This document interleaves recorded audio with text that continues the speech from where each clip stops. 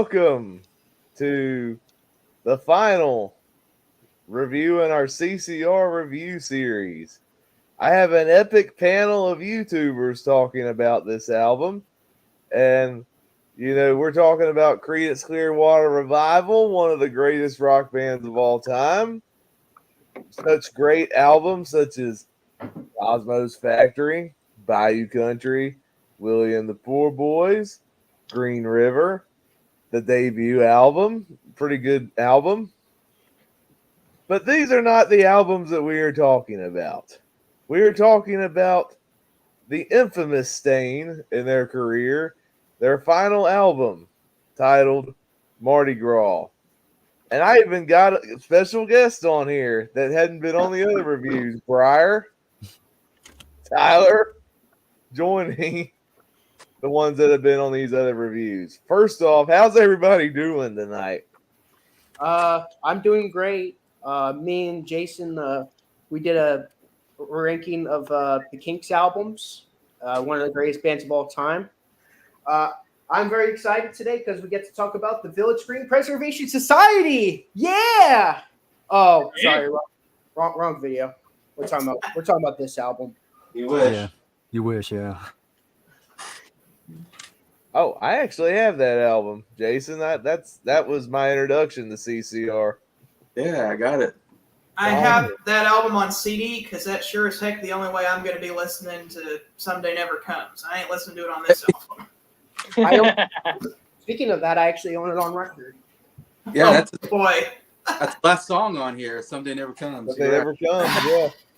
Yeah. Someday Never Comes and Sweet Hitchhiker are on. Hitchhiker's on here. Yes. I love Switch. Take It Like a Friend is not on here. What? Take It Like a Friend's not on there? Oh, that's surprising. All right, so let's get ready to rip open the Band-Aid and peel through the drama behind this album. I am very excited to talk about this album. I got two things to say before we begin. Number one, this is, I guarantee you, the lowest score that I will ever give an album in the history of our partnership. So That's going to be monumental. Number two, I got something really big to share with you guys, a big announcement for my channel, but I'm going to save it till the end of the video. Okay, that'll be good. Well, one of the reasons Bryer is on here is because he is really good at giving out the background information. So take it away, Bryer. All right. Okay, so I'm going to be real. Normally I do a lot of information dumping on these things, but for this album, I kind of cheaped out because this album does not deserve it. But of course, I'll still give the important info. All right. So of course, the last album, of course, Pendulum, did decently well. Still got some good reviews. Had some big songs on there. Of course, that was also when things were starting to shift in the band. Of course, there was a lot more infighting. A lot of the members were becoming more jealous of John taking all the glory. And it all came to head when Tom Fogerty actually decided to leave the band. And so now it's just a three-piece. You just have John Fogerty, Stu Cook, and Doug Clifford. Okay, so now that's pretty much the parts people can agree on. What people do not agree on is who's at fault here. Because there's like two different versions of this story, so I'll give both versions. So, of course, if you were to ask John, at this point, he was starting to feel a bit burnt out because, he's been writing, producing, composing pretty much all the material. And so at this point, he decided to, why not share the writing credits here and actually have the other guys contribute songs to kind of help him out. Of course, that's one version of this story. The other version is if you ask Stu and Doug, and their version of the story is, well, there's actually two versions of their story from what I gather, which tells you just how confusing this is. So there's one version where, of course, like I said earlier, the rest of the band were pretty jealous, and so they were pretty much demanding that John let them write songs because they feel like they have some things to share. But then there's another version where it's like it was an ultimatum from John. Like John was like kind of forced them to write the songs. So I don't know who's right. You can viewers or this panel can decide amongst yourselves. But basically, this album was kind of a mess to record. Again, none of them were getting along. And of course, this album literally killed the band. Because literally, when this album came out, this was just like, let's just get this out, just to get it over with, and that's it. Just never talk to each other again. And that's something they kept that promise pretty well all these years later, as they still refuse to talk to each other or even do any reunion. Even when they got inducted into the Rock and Roll Hall of Fame, they still did not reunite for the actual performance. I think they appeared on stage, but they didn't play together, if I remember correctly. So besides that, of course, this album surprisingly actually did not too bad on the charts. It got to kind of peaked at number 12. But of course, the reviews were definitely kind of mixed to pretty poor. And it goes out saying that to the general people, this is like the big outlier in this band's discography because of how much the quality just tanked for this one, and you can definitely hear it. It's not like Fleetwood Mac when they were in turmoil. At least they came out with something good. This is definitely an example where nothing came good from this. So other than that, that's pretty much all the main things you need to know about this album.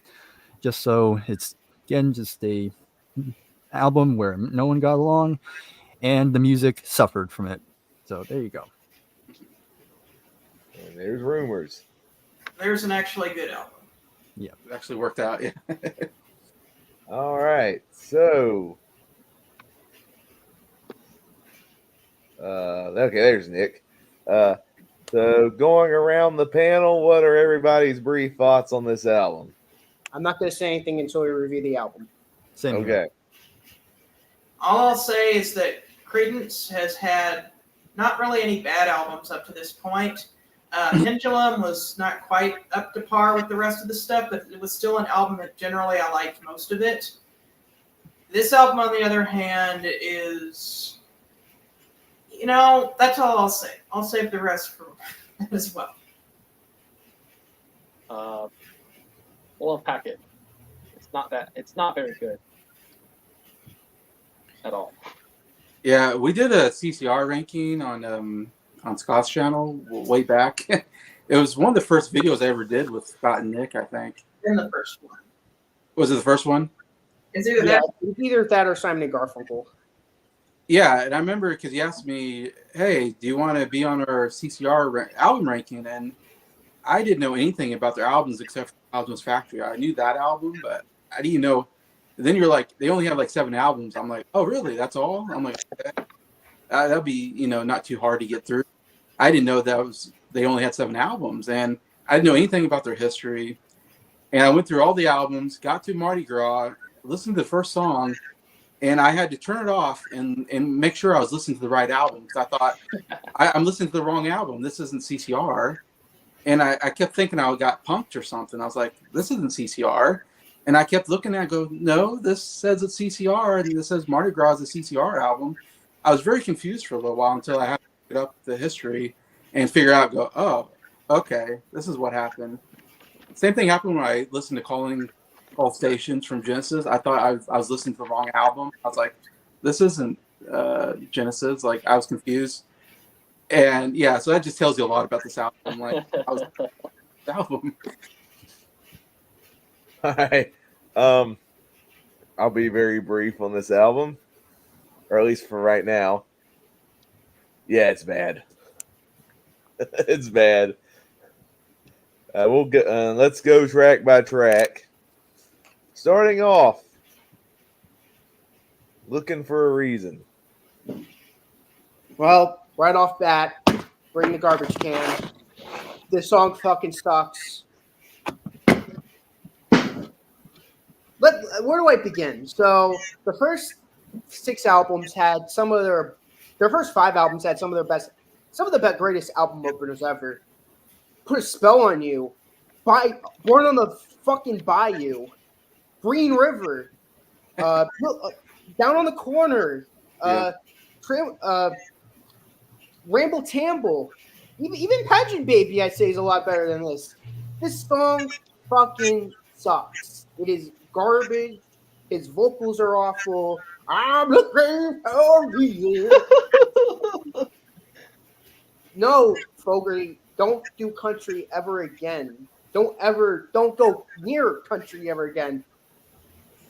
This sounds like someone trying to do a not John. It sounds like someone trying to do a George Strait impression, but like they're like extremely drunk. It's really I bad. wouldn't be surprised if they were drunk just to get through this album. Yeah.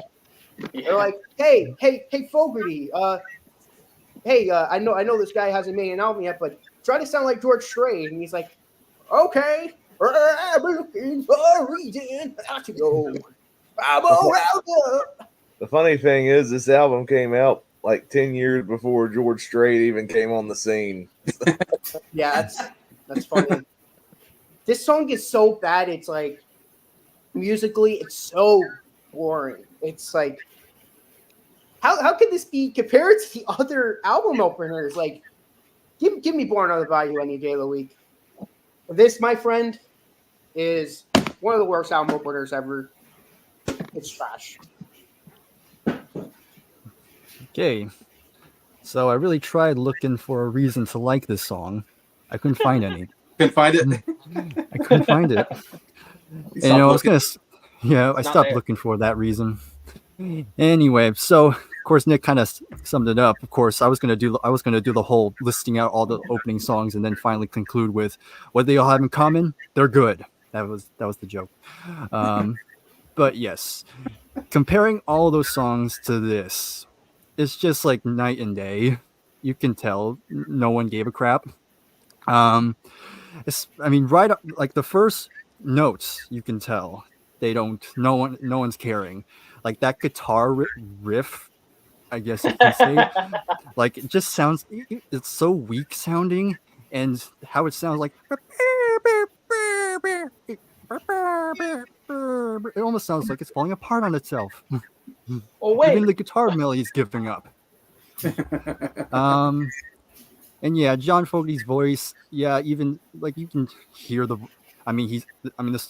song kind of says itself, like John's kind of looking for a reason to even be here, and yes, we can hear that totally. And yeah, just how he's just like really exaggerating this, and it's just kind of coming off as very goofy. And also that organ sound. What is that organ sound? It's just like ear piercing. Like that whole thing. It's like what is going on here? And I already talked about how weak the guitar sounds. I don't even like the tone of it. The tone is just also kind of ear piercing at times. And yeah, it's just a slow, very meandering attempt at a country song, and it's just a horrible way to open out. It just kind of leaves you right off the bat, with a very bad taste in your mouth. Yeah, I'm kind of with Nick. This is probably one of, if not probably one of the worst album openers to an album I've ever listened to. And I've listened to some pretty bad albums. Case in point, so many in my collections. The only album closer I think is worse is probably this album opener. I think it's just an announcer. No, yeah. Well, I haven't heard that one yet, so can't really judge. But bottom line, this sucks. Yeah, so after listening to this song, I'm looking for a reason to keep listening to this album. It's awful. It starts up and you're like, is this Creedence Clearwater Revival? And then you hear John Fogerty singing and you're like, I guess it might be. And his voice is just, it doesn't sound like himself. He's like, I'm looking for a reason. And I'm like, gotta go. You know what? It's like John Fogerty is just phoning it in here. Speaking of phoning it in with vocals, you want to know something? I would much rather listen to T for One by Led Zeppelin than this song. Oh! And this song is one of the better songs on the album. That's how crappy this album is. It's trash. It's garbage. It sucks. There is nothing good about most of the songs on this album. And this one right here, it's awful. I hate it. Double trash. double trash can, double garbage. Okay. Let's give a trash can toast, Nick. All right. Trash. This is an album opener. This is crazy. How weak and just like, whatever. We'll just put this one at the beginning. I don't want to be here. I hate you all. I'm never talking to any of you again. That's what it feels like. This song is bad. There's only a few bright spots on this album. And guess what? They're all written by John Fogerty. They're all sung, either written or sung by John Fogerty. Those are the only bright spots on this album. Except this one. This is a John Fogerty song. This is bad. This is probably his worst song he's ever done. For CCR, I think. And it's been a while since I've listened to the other album. I don't know. Did he? Oh, not Rude Awakening number 2 is. There's no vocals on that song though. Well, that's true. It's an instrumental. But yeah, this is his worst song. It's bad, and it's sad that it's unfortunate because it opens the album with such a weak song. It's like, bro, you're in for a real bad time. Yeah. With Scott, this isn't the worst song on the album. Oh no! Nowhere near the worst song on the album. We haven't even gotten to the bad. Oh, the really bad. On the No. This is like a highlight on the album. This is one of the highlights. True. It's just, it's not offensively bad. It's just boring country music, in my opinion. Of course, I say that. Some of you are going to be like, I like country music. And I'm like, well, some country music is good. This is not good country music. This is just really boring. Yeah, I agree. It was a bad opener to the album. But yeah. We had, artists, sometimes they do country and it's like, oh, that's actually pretty good. Like the Rolling Stones.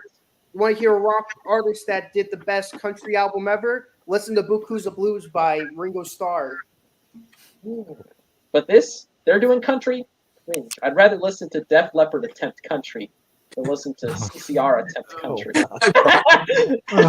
Bryer knows. Yeah, I don't own it yet.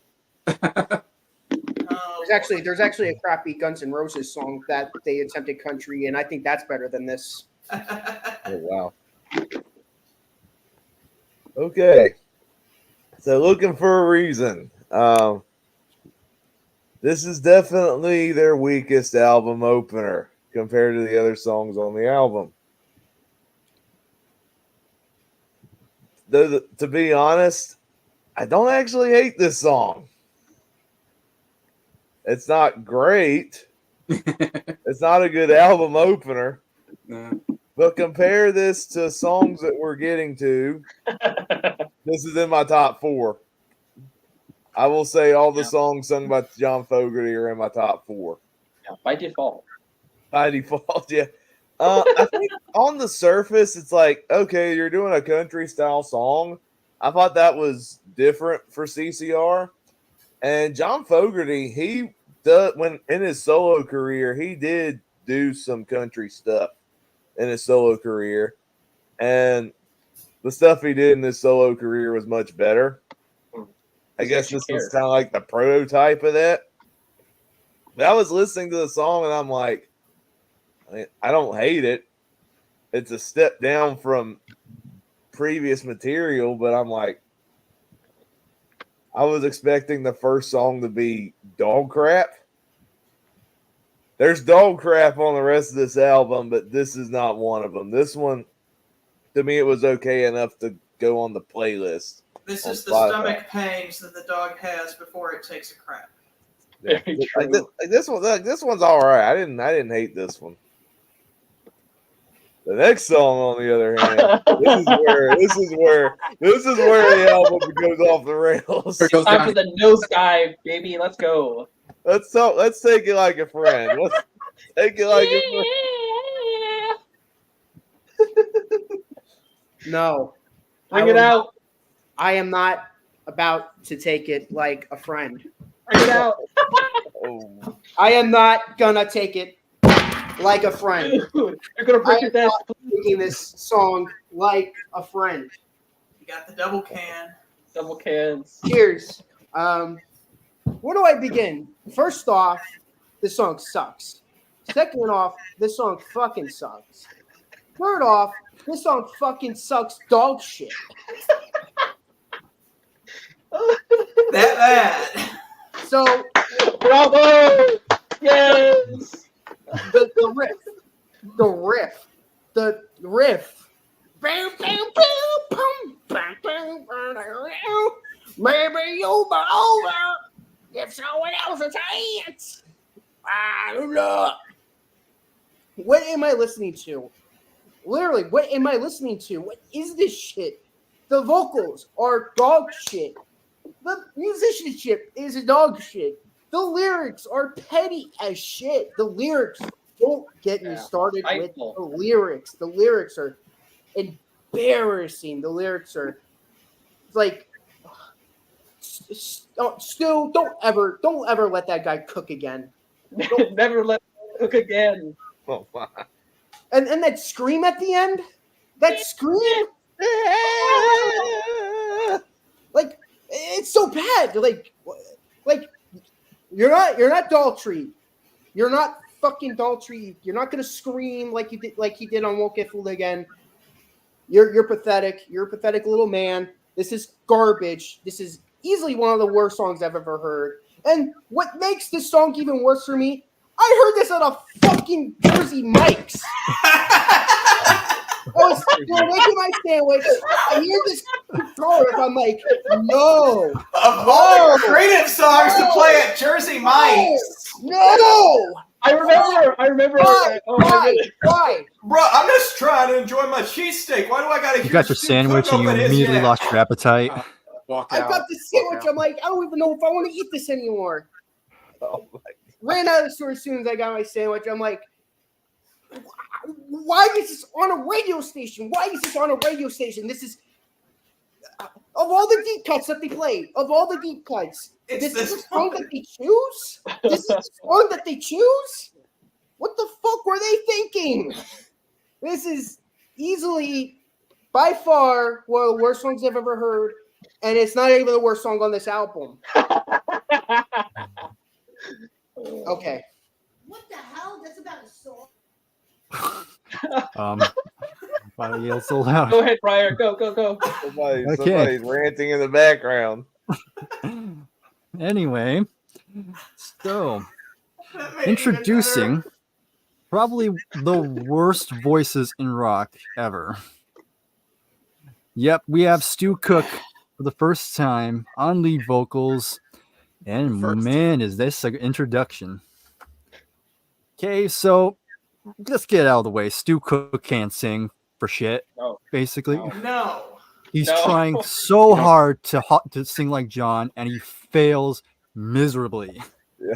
I mean, he's trying so hard to put power into it, but it just comes up as hokey and laughably terrible. And you want to know something? I actually showed my brother this album one time, and I'll tell you what. One good thing that came from this is that we have something to bond over, because we still make fun of this song. Because every once in a while we'll just sing, "Maybe I'm a father, get someone else a chance," just trying to make the other laugh and trying to just really push it, make it as stupid as possible. Because that's what Stu sounds like. He sounds stupid. Yes. So yeah, the guitars Can't once spell again stupid sounds without terrible. Yep, exactly. Again, the guitars sound terrible, and really, I can say this about this entire album. Really, the production is really awful. Like, this is one of the faster paced songs, but there's just no power to this. It's just everything's so tinny. It's very weak sounding, and again, of course, the lyrics are also, like Nick says, very petty as hell, because of course you can obviously tell Stu's just shit talking to John in his face. and of course John did not take it as a friend, because he's not even playing on the song, because he just refused to do so, and I wouldn't blame him. But yeah, and of course, yeah, overall it is another very, very terrible song on this album. Yep, I took it all right. I took it up my rear from Stu Cook, and I'm not happy about it. Oh boy. Well, this song simultaneously proves how great of a bass player Stu Cook is. That's the only good thing I have to say about this song. And how awful of a vocalist he is, and how terrible of a songwriter he is. Because, on the one hand, you got some pretty cool bass playing on here. If that's the only good thing I can say about it. But the rest of this song, what are they thinking? This is not Creedence Clearwater Revival. This sounds nothing like Creedence Clearwater Revival. This is crappy Crudwater Revival, okay? True. Every time I hear this song, I just want to die, okay? It's like, why? You guys have made some of the greatest songs of all time, some of the best albums ever, and you're going to ruin your legacy with this piece of crap. Like, who let the bass player sing? Who let the bass player sing on this song? Who let the drummer sing on the next songs? Because it probably wasn't John Fogerty. It probably wasn't John Fogerty. Because he wouldn't have let that happen. I tend to think that the other guys were like, hey, John, you're going to let us write songs. And John was just like, I guess I'm tired now and we'll share responsibilities with the other members of this band. But you know what happens when you do that? You have single-handedly tarnished the legacy of Creedence Clearwater Revival. Because I bet you when people bought this album in 1972 or whenever it came out, they were expecting to get another amazing Creedence album, put it on, heard this amazing little nugget here, and we're like, who is this? This is not Creedence Clearwater Revival. This guy sounds nothing like John Fogerty. Okay, that being said, the lyrics. Petty. That's just so petty. It's like move over and give someone else a chance. Take it like a friend. It's like, you're just being rude to John. That's what you're doing right now. This song is just a diss track at John, and it's not even a good diss track like Death on Two Legs by Queen. No. It's an awful diss track because there is nothing jabbing about this song. It's all awful. Like, he doesn't even have any good comebacks. Like, I feel like if John Fogerty was to write a diss song about the other members of the band, it would be a lot better than this, because this song right here, nothing good about it other than some pretty good bass playing, but the rest of the song more than makes up for it in badness. All right. So, final conclusion about this song. This song is worthless. I never want to hear it again. I'm probably going to because it makes me laugh, but like, every time I hear this song, I'm like, this song is awful, it's crap, it's garbage, and it's not Creedence Clearwater Revival at all. This is some other awful band that, basically, if you would have turned this album in as your debut album, the record executives would have laughed at you and told you to get lost, because this album is not worthy of hitting the shelves. Other than one song, but we'll get to that later. As you can tell, we are not taking it like a fucking friend. No, never. This was the first album their career would be over. Yeah. They would have never even had a career. They would have never put this album out because it's not up to par. With, like, I'm trying to think. Let me think of a terrible album. Oh, yeah, Mr. Wonderful by Fleetwood Mac. As much as I hate that album, it's a better album than this. Oh yeah, You know what? I'm gonna agree with that.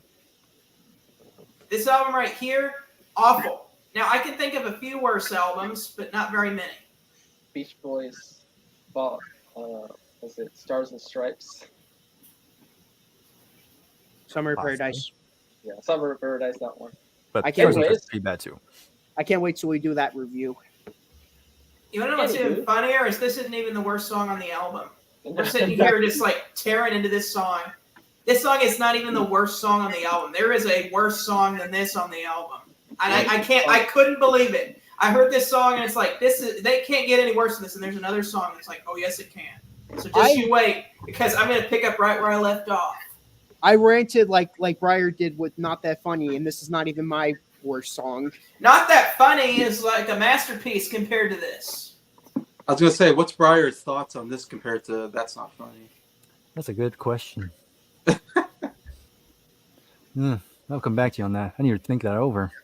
Alrighty. I'll put this song in the garbage too. This is bad. This is Stu Cook can't sing. Worth a damn. And worse, I don't even think he's trying to sing like himself. He's trying to sing like John Fogerty because he's making fun of John Fogerty this whole song. And he's a terrible guitar player. Good bass player. Oh, goodness, he's an amazing bass player. Him and Clifford, they're one tight rhythm section. I'll give them that credit because they're awesome as a rhythm section. But as songwriters and as vocalists, crap, garbage. Yeah. And the lyrics, petty, spiteful. Ugh. And you can just hear the spite oozing from all his vocalizations. And the yeah. What? What is going on?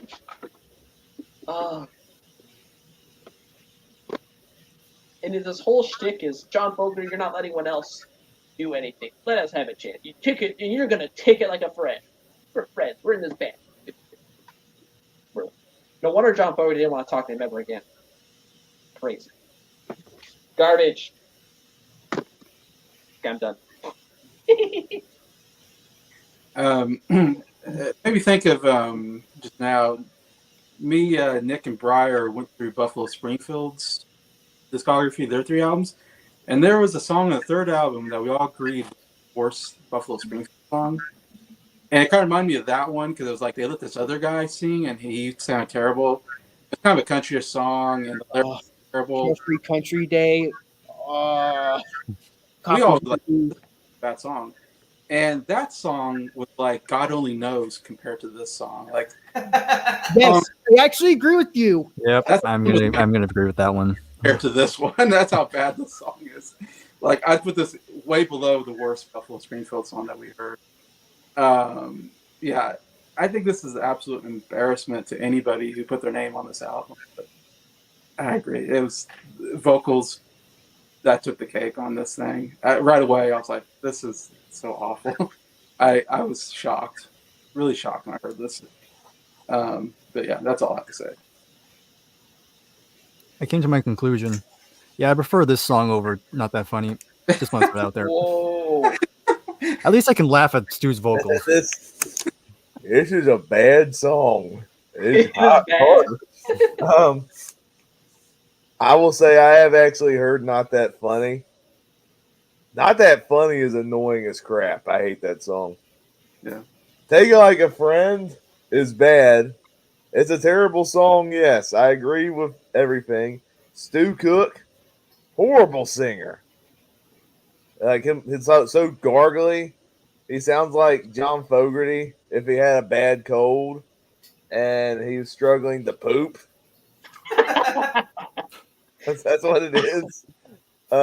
Honestly didn't know that was not John Fogerty playing. I was complimenting the guitar work, and people said, no, that wasn't John Fogerty playing. I'm like, oh, because that's like the one thing I can compliment about this song. There's some good rhythm to this song. But like the vocalist is so bad. And then the extra icing on the cake is him going, yeah.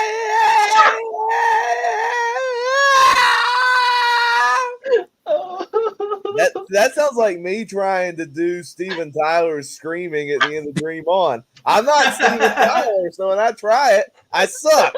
So it's like, don't if you can't scream, don't do it. Don't do it. Yeah, exactly. But I will say, so to me, this song's bad. but I can get a good laugh out of it. To me, it's so bad, it's hilarious. So let's see where that goes on the ranking. Well, first we had John Fogerty sing a song. Then we got Stu Cook. Now let's hear what the third guy has to offer with Need Someone to Hold. Cosmo Clipper time.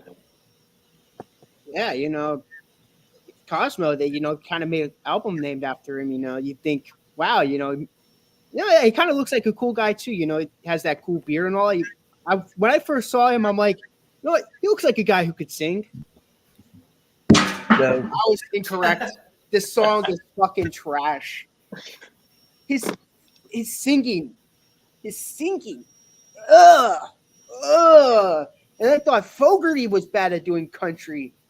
This makes Looking for a Reason sound like a masterpiece in comparison to that song. This is awful. This is garbage. The musicianship, again, is awful. The guitar work is very bland. His vocals are garbage as hell. This is another garbage song. We're off to a bad start.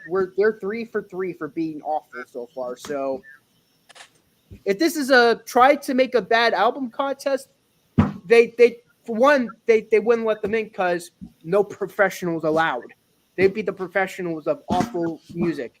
Clifford and Stu Cock. Very fitting, I think. Yeah, the song fucking sucks. Not as bad as the last one, but it sucks. Yeah, needs someone to hold. I definitely need someone to hold after hearing this album again. Very true. Okay. This is Clifford. No, not the fox. All right, so my review on this album. I mean, again, you have Doug Clifford singing, and yeah, I'll give him this. He's better than Stu. Very That's not true. saying much. Okay, but yeah, it's just this kind of bland, very generic sounding kind of country rockish sort of sound. It's one of those songs that kind of comes in through one ear then goes out through the other, because I honestly can't remember how the song goes. I already forgot. So I'm just reading off my notes, but overall all I remember is that it was just there. I just want to move on and get this album over with. So that's all I gotta say about this one. Absolute trash. This song, trash. Cosmo Clifford says, God, I need someone to hold it. I say, God, why did you allow someone other than John Fogerty to sing on this album? It's like, because he's praying for someone to hold. I'm praying that this album will just end already. It's awful. I cannot describe how bad this album is, especially if you've listened to anything else by Creedence Clearwater Revival. Exactly. This album is an insult to Creedence fans. That's what it is. It is an insult to Creedence fans because people who had bought their other albums, they're expecting something good, and we get this. They literally flipped us off with this album. This is their stick it to the fans album. Not John. John would have done something good, but the other guys are just holding up a big middle finger to Creedence fans, and I hate that. It's this album ruins everything that's great about Creedence that came before it, and because of that, I never want to listen to it again. I might have to for album reviews like this, but I want my view of Creedence Clearwater Revival to be good because they're an amazing band, and this album sucks. It's awful. This song sucks. It's awful. Now, at least Cosmo's a better singer than Stu Cook, but still, when you compare him to John Fogerty, one of the best singers in all of music, not even a contest. Awful. Comparing the two vocals, Stu and Clifford, it's like comparing a cat puking and nails on a chalkboard. Yes, hearing a cat puke is awful, but hearing nails on a chalkboard is way worse. Yeah. Not saying a cat puking is great though. All right. It's a bad song. It's not that's like offensively bad. Like take it like a friend. It's just very boring. Cosmo Clifford, I guess, wrote a song. He technically did write a song, but he needs to stick to his day job, which is drumming. Yeah, his vocals, milk toast at best. Very forgettable. This song is not very good. It's just, and he doesn't sound too bad. Just wait till he sings the next song. Oh boy! If you thought this was a pretty bad country song, just wait till the next song on the album, sung by the same guy. Wow. At least the lyrics are not petty and spiteful like Take It Like a Friend. It's okay. I mean, it's not okay. It's pretty boring, bad. Nowhere near the worst songs in this album. It's just, eh. It's still bad though. Trash.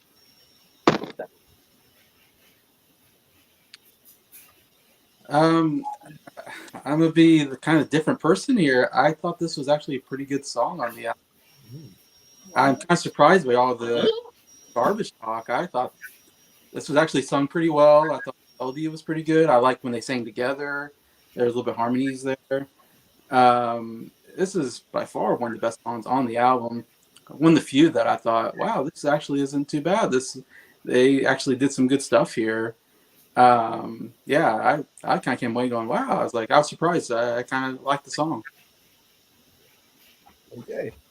I will give this song this. Clifford is a better singer than Cook overall. Yeah. I have to give credit for that. Don't forget except for the next song. Spoiler alert, I hate the next song. Don't forget the cat puke and nails on the chalkboard comparison. But I can't say this is a good song. If this was maybe on Doug Clifford's solo album, I probably would have said it was an okay song. But as a Creedence song, it sucks because it's not a Creedence song. It's very forgettable. It's very boring. I remember the chorus, but that's about it. I don't even think John Fogerty could have saved this song because there's just nothing distinct about it aside from, oh God, I need somebody to hold or something like that. That's the line. And I'm like, 5-year-old could have written that hook. Like, I don't know. Yeah, no, it's a lame song. I'd rather hear Take It Like a Friend because at least I can laugh at that one. All right. Well, what more needs to be said? Tearing up the country. Hey, so Tearing Up the Country, that's a pretty fitting name because I think he tears up this genre. I think he gives this genre a pretty fucking bad name because it's trash again. It sounds like this is a funny comparison because I've been listening to him lately. This sounds like if someone tries to imitate Elvis imitating a country accent. I can actually hear that. Yes. Oh.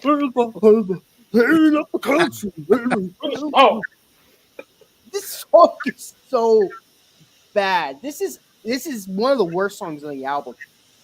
I mean, I feel like they were trying to go for the worst album ever because if there was a contest for the worst song on this album, there's stiff competition. This is on the level of Take It Like a Friend and another song we'll be digging in later. Real loud. This song is so bad though. It's like so. I don't even know how to describe how bad it is. It just like the vocals are garbage. Like I'd rather listen to The Fool from the Elvis album than listen to this ever again. Yeah, it's that bad. Like at least the Elvis song has like some funny or at least it's interesting how bad it is. This is just boring with how bad it is. This is yeah, he tore up the country all right. He's gonna tear this country apart if he ever sings this again. All right. Okay. So I have no idea what to make of it. I can't tell if it's trying to be a joke or not. Because musically it's just kind of this another one of those like generic country rock sort of things. It's one of the more faster paced ones, but again, there's just really not no power to it. Oh wait, yeah, no power to it at all. Um, yeah. So again, Doug, yeah, I mean he was okay on the last one, but on this song, yeah, he's just very hamming it up, like kind of like how Nick was saying. Uh, Hammer. yeah, it's just yeah, I don't have much to say. Yeah, I'm done. Uh-oh, he took the glasses off. Oh my gosh. Tearing up the country with a song. All I'm gonna say about this song is that if you hated Need Someone to Hold, this one's even worse. This one is even worse. In fact, when I give my top songs on this album, I'm only gonna give my top one, and I'll give my top 5 worst songs on this album. And guess what? This is gonna be on it because it's that bad. It is that bad.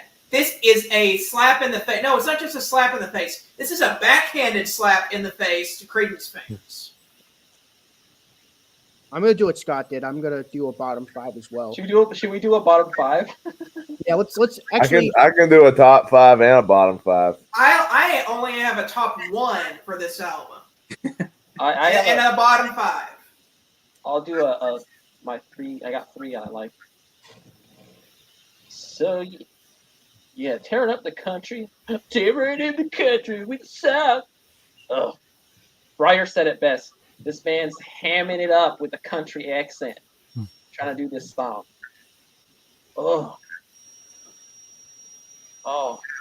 it's so bad.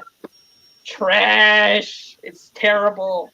It sounds like to me. This sounds like an album that they're like, "Hey, should we represent the country fan community?" And they're like, "Yeah, but let's make all the country songs shitty and garbage." And Exactly. Yes. This is so bad. You know, the previous song, which is the first one, Doug Clifford sings. He sang okay. I mean, the song was it was alright. But this one is awful. Oh my goodness, it's so bad. Why? Oh, trash. And this song's bad. Yeah, I compare this to the first song. It's just really boring country music. Which, if you know me, I don't like boring country music. Just look at my review of Muswell Hillbillies and Boot Cup for Blues. I give those scores really high because they're just boring to me, and that's the bad part. And I agree with and this is what I wrote down. What Bryer I think was saying was that the vocals are just really weak on here. Just not it's not bad like Take It Like a Friend. It's not like that bad. It's just not strong enough to be a lead vocalist on a song. I don't know. It's just something about it. It was like, it's just not good enough. But yeah, I agree. This is a terrible song. So I'm probably the biggest country music fan on here. I gave Looking for a Reason a pass. There was an attempt, and I thought that song was okay. This song, on the other hand, Okay. oh my gosh, this song is so bad. I mean, Doug Clifford, like you sung okay on the last song. What happened? Oh, I know what happened. You decided to do a goofy accent. Oh, I'm tearing up the country, tearing up the country. I'm like, you sound awful. Like, no, you're not country. Your fake accent gives it away. It's a terrible song. This song is an insult to country music. Like if this song was attempted to be played on country radio, nobody would like it. It's that bad. This is one like Take Like a Friend is bad, but at least it's so bad it's hilarious. This is so bad it's insulting. This is one of the worst songs on the album. It's awful.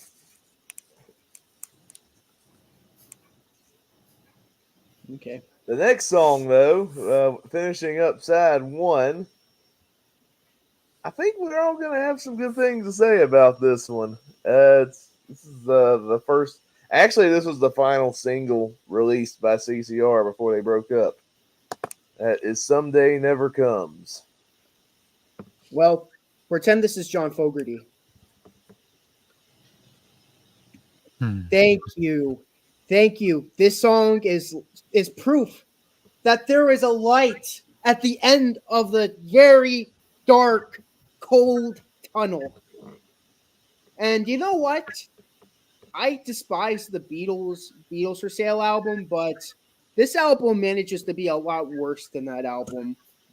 And this is basically the 8 days a week of the album, and this song is a masterpiece. This is like a song that makes you go, how is this in the same realm as this filth, this dog shit pile of filth?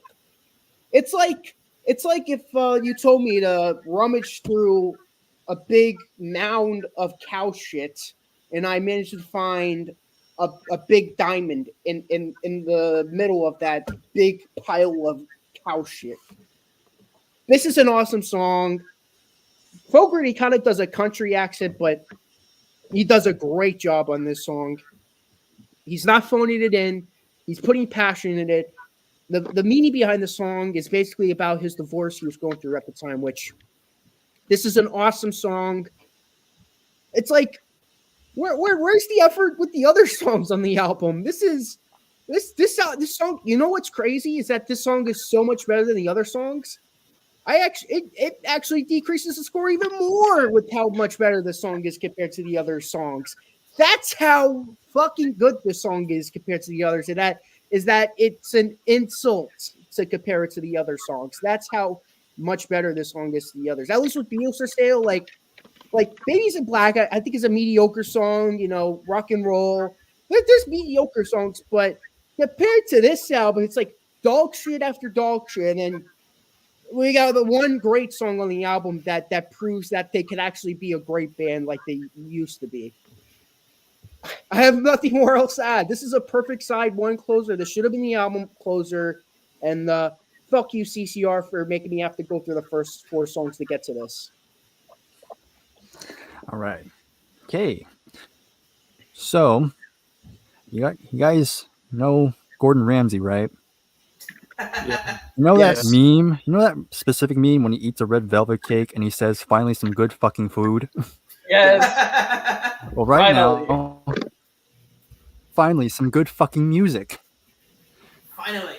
Yes. So, after all the torture we went through for these first couple songs, you get to this album, and the first thing you hear is, "Finally!" So, yep, it's no joke. This is by far the best song on this album. It is, again, the percussion in the beginning sounds great. The guitars actually sounds well produced. And John's vocals just absolutely sound incredibly passionate and sounds like he actually has something to say. Of course, like Nick says, he already mentioned of course, this was around the time John was going through the divorce, and of course, it also was even more meaningful because his own parents went through a divorce. So again, he's kind of wrapping his head around that. Just some really great writing. Really shows that John still has it despite this dark period he's in right now. And again, and also the bass playing is very good, and there's even some organ on here. And unlike Looking for a Reason, where that was ear piercing, this organ actually sounds great. It's more subtle. It actually supports the song. Actually gives it much more texture. So sonically, it just sounds a lot better. So yeah, yep. Bottom line, it's a great song. Definitely the only song pretty much worth checking out. So there we go. You know that scene from Jurassic Park where they're digging through the big dinosaur turd looking for something? Yes. That's Yeah. what this is, except if instead of finding a poisonous leaf, they found a diamond. Like, it's like, what is that doing in this? Exactly, that's what I said. This is the only song on the whole album that sounds like an actual Creedence song. Yeah. Everything else doesn't sound like Creedence. It sounds like, I don't even know what. This one, this is Creedence Clearwater Revival. This is Creedence Clearwater Revival. It is not just the best song on this album. Sorry. Cough real quick. I would say this is actually one of their best songs in general. Like, I like how it starts out with the drums, the dook, dook, dook, dook, dook, dook, dook, and then you get the guitar. John Fogerty's singing is really good, and man, what a sad song. It's about a son who witnesses his parents' divorce whenever he's young, and his dad sits him down and tells him, son, someday you'll understand, but he says someday never comes. And then whenever the kid grows up and has his own kid, he does the same thing. And it's like, it's basically like him warning other people, like, don't do what I'm doing. Like, we'll say someday never comes, but like, let's say someday you'll understand, but like, you'll never really know. So it's kind of a warning for other people. Like, my parents went through a divorce. They said someday never comes. Or sorry, they said someday you'll understand. I never understood, but I did the exact same thing to my son. Don't do what I did. So, really good song. I will only listen to this song on the Chronicle album because I never want to hear this album again.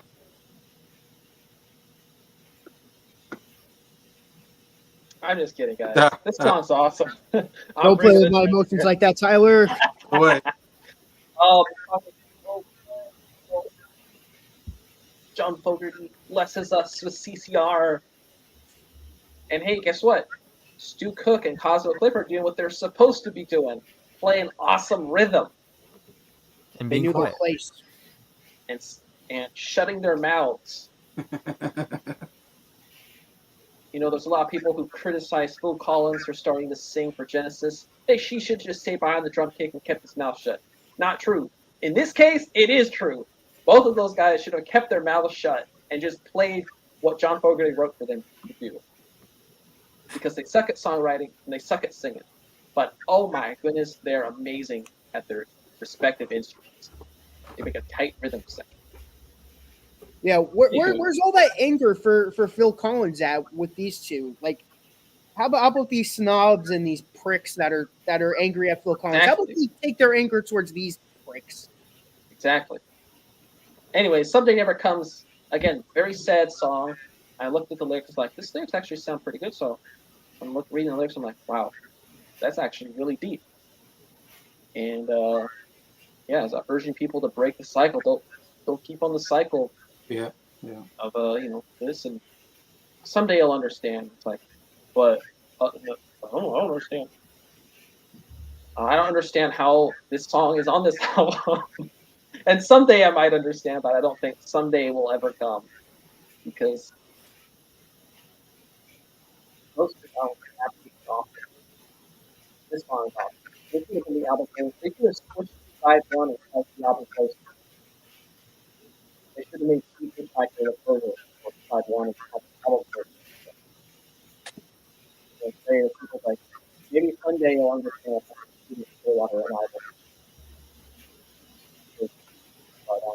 This song is so good. It's a test. And yes, it's not said one of the best female songs.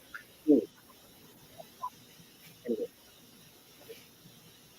Your microphone's starting to get muffled, Tyler. Yeah. Having a hard time hearing you. Right. Can you hear me better now? A little bit. Okay. All right. Yeah, I did a deep dive on CCR. Actually, I feel like towards the beginning when I started doing deep dives on bands. And in my top 10 favorite CCR songs, I think this was in my top 5 favorite CCR songs. That's how good the song is. And I think most of it's because of what you guys have talked about already. My favorite part is the whole the meaning behind the song and the lyrics, and just that whole idea of going through a divorce. Your parents go through a divorce, and kids, they just never understand. It ruins them for the rest of their lives a lot of times. It's this unfortunate thing. And a lot of times they'll be like, well, I'm never going to do that. And then they do it themselves. It's a very sad cycle, like you were saying, I think, Tyler. The cycle, it's hard to break sometimes for some families, unfortunately. And yeah, really, man, yeah, very deep, very sad, kind of talking about himself. I think that's what I love about it. It's a song about his own life, parents going through a divorce, and then he ended up going through a divorce himself later on and doing the same thing to his own son, saying, someday you'll understand, knowing that he never understood as a kid. I don't know. Yeah, it's just beautiful, like kind of songwriting. That's what I love about this song so much. Yeah, it's so good that it kind of saves this album from being like the worst album I've ever. I guess you'd say, yeah, if this song wasn't on the album, it would be like definitely one of the worst albums I've ever heard in my life. But this song saves it to where it's like, okay, this is not the worst because this song's so good. Yeah, this is a great song. What hasn't been said about this song already? John Fogerty. This is the one, I think, out of all the songs, you can tell he put the most effort in. It's personal. Like the songwriting is excellent. This is the one that feels like it should have belonged on a prior album. Like this, it feels like an insult that this song is on an awful album because it's that good. But it being on Mardi Gras kind of saves this from getting a lower score than what I'm going to give this album. This would have worked better as an album closer. We brought up the Chronicle compilation album. It's actually the final song on Chronicle. Yeah. And it works great wrapping up that album since that was their last big hit. But being the end of side one, it's kind of weird. But that doesn't take away the fact that this is a terrific song, and I think we're gonna have 6-person fecta, whatever that is, and say we're probably all gonna say this is the best song on the album. So, Well, yeah, it's kind of like unanimous, like 8 days a week. yeah. On Beatles for Sale. But we finished side one, and we take another nosedive, and when we flip the record, we got Clifford back. The man is tearing up the country. Let's talk about what are you gonna do? What are we gonna do? Talk about this album? The way Bryer flipped the CD is how I feel. We're back to trash. Yeah, baby.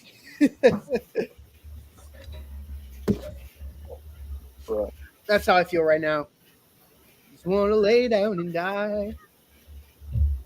Think I'm gonna kill myself if I have to listen to another song off this album. Yeah.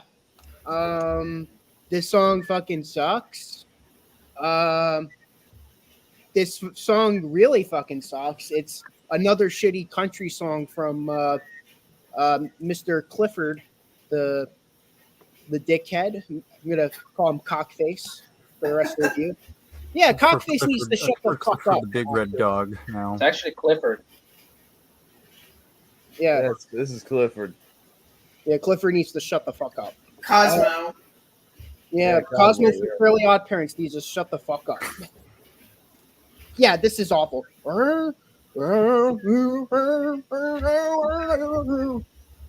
He needs to stop cooking. I don't know what he's cooking on, but I need to take it out before it gets worse. Thank fucking God this is the last. Thank fucking God this is the last time I have to hear this fucking guy sing again on this album. Yep, gonna make it quick. I think out of all the songs on here, this is probably the most forgettable. Because again, I have no idea how this song goes. I can't even give you a melody. All I know, Doug Clifford again, he's singing, and yep, we're just back to more mediocrity. It's just bland, and yeah, it's just another in one ear out the other. It's just there, just exists, and just one that needs to cease to exist. But yeah, just gotta make this quick because I really can't be bothered to think of anything better for this one. What are you gonna do? I'm gonna listen to a better album. This song sucks so bad that I'm not even going to talk about it. All right. Well, just like Need Someone to Hold, this is another mediocre. I'm still going to bring out the trash can. But this is very mid, aggressively mid. Just like Need Someone to Hold. Again, just like Bryer, just in one ear and out the other. I mean, it's not the worst song on the album. Just like Need Someone to Hold, both of these songs are not the bottom of the barrel, but they're not good.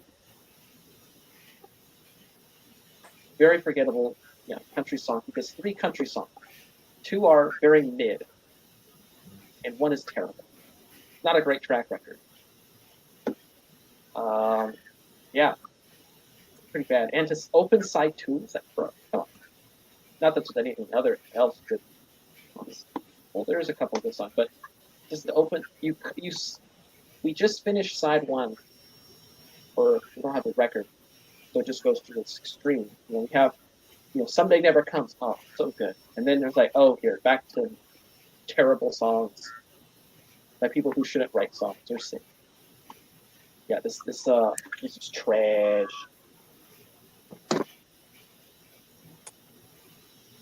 Wow, I don't know what to say. I thought this was a good song. I don't understand. There's some really bad stuff on this album. This isn't one of them. This is actually, I thought it was good. I don't know what to say. Like I feel like I'm listening to a different album sometimes. I'm just like, everybody's like, wow, this is trash. This is the worst. I'm like, I actually like the song. I was like, I thought it had a good chorus to it. The melody overall was good. There's some good harmonies or whatever where they're singing together. It's not top tier CCR by far, but maybe because this album's so bad, some of these songs I'm like, oh, if it's somewhat not bad, I'm like, this is good. So I don't know if I'm just elevating the song more than I should because it's not terrible. I don't know, because I'm starting to second guess myself because everybody's like really hating these songs. Somehow I'm like the most positive person. I didn't think I'd be the most positive, but If this was on Cosmos Factory, you would hate it. maybe, I don't know. I have a different feeling for some reason on some of these songs. I'm like, definitely some terrible ones, but there's some I'm like, it's not terrible. But yeah. Yeah, my thoughts on this are about the same as Need Someone to Hold. If this was a Clifford solo song, it'd be okay. It sucks as a CCR song. It doesn't feel like a CCR song. It's just so forgettable, so mediocre. The chorus isn't bad, but not the worst thing on the album. Oh boy, we got a doozy next. The song title is actually called "Sail Away," but I think that's a disservice. It should have been That's what we called want to do right "Lock the Door." Lock the door! Oh, good. We're back to studio. Not the falling! Bring it out. Captain on the ground! This manages to be worse than Take It Like a Friend. How did he manage to do that? I gotta know. Spill the fucking tea. How the fuck was he able to? He was like, you know what? Take It Like a Friend wasn't bad enough. Let's do this song. Let's make my vocals worse. Let's make the lyrics even more petty than it manages to be. Let's make the musicianship even worse. And this song is awful. I love you, Jason, but I really hope you don't like this song. I'd be strongly disagreeing with you on this one. Hey, at least old Danny DeVito didn't approve this one to be in his sandwich shop. Oh, Sail Away. Yeah, I want to fucking sail away from this fucking album. lock the door. Yeah, I'm gonna fucking lock this album behind 1,000,000 doors. I want to. Next time I want to see Stu Click, I want to fucking grab him by his with the fucking shirt, throw him in a fucking prison, lock the door, and keep him there forever. This song is by far one of the worst songs I've ever heard in my entire life. This is the worst CCR song, worse than Rude Awakening #2. If you even believe that, if you could believe your eyes and fucking ears, I think this is worse than Flash's Dream. I said it. I think this. I think Flash's Dream is more interesting than this. I'd rather hear Flash than lock the door. Yeah, my thoughts. Okay. Well, this is Stu Cook's attempt at a quote unquote ballad question mark. Oh no! And Right, Bryer? Hey, you should love it. It's a ballad. You're a sucker for ballads. I want to nuke this thing. This is a disservice to all ballads. When people shit talk on ballads, I'm like, this is the one you need to shit talk with. Because I mean, Nick summed it up. Again, Stu Cook. Again, arguably this is his worst vocal performance on here. Arguably worse than Take It Like a Friend. And it's just, again, you can hear him trying so hard to be sincere. And again, it just comes out as laughably terrible.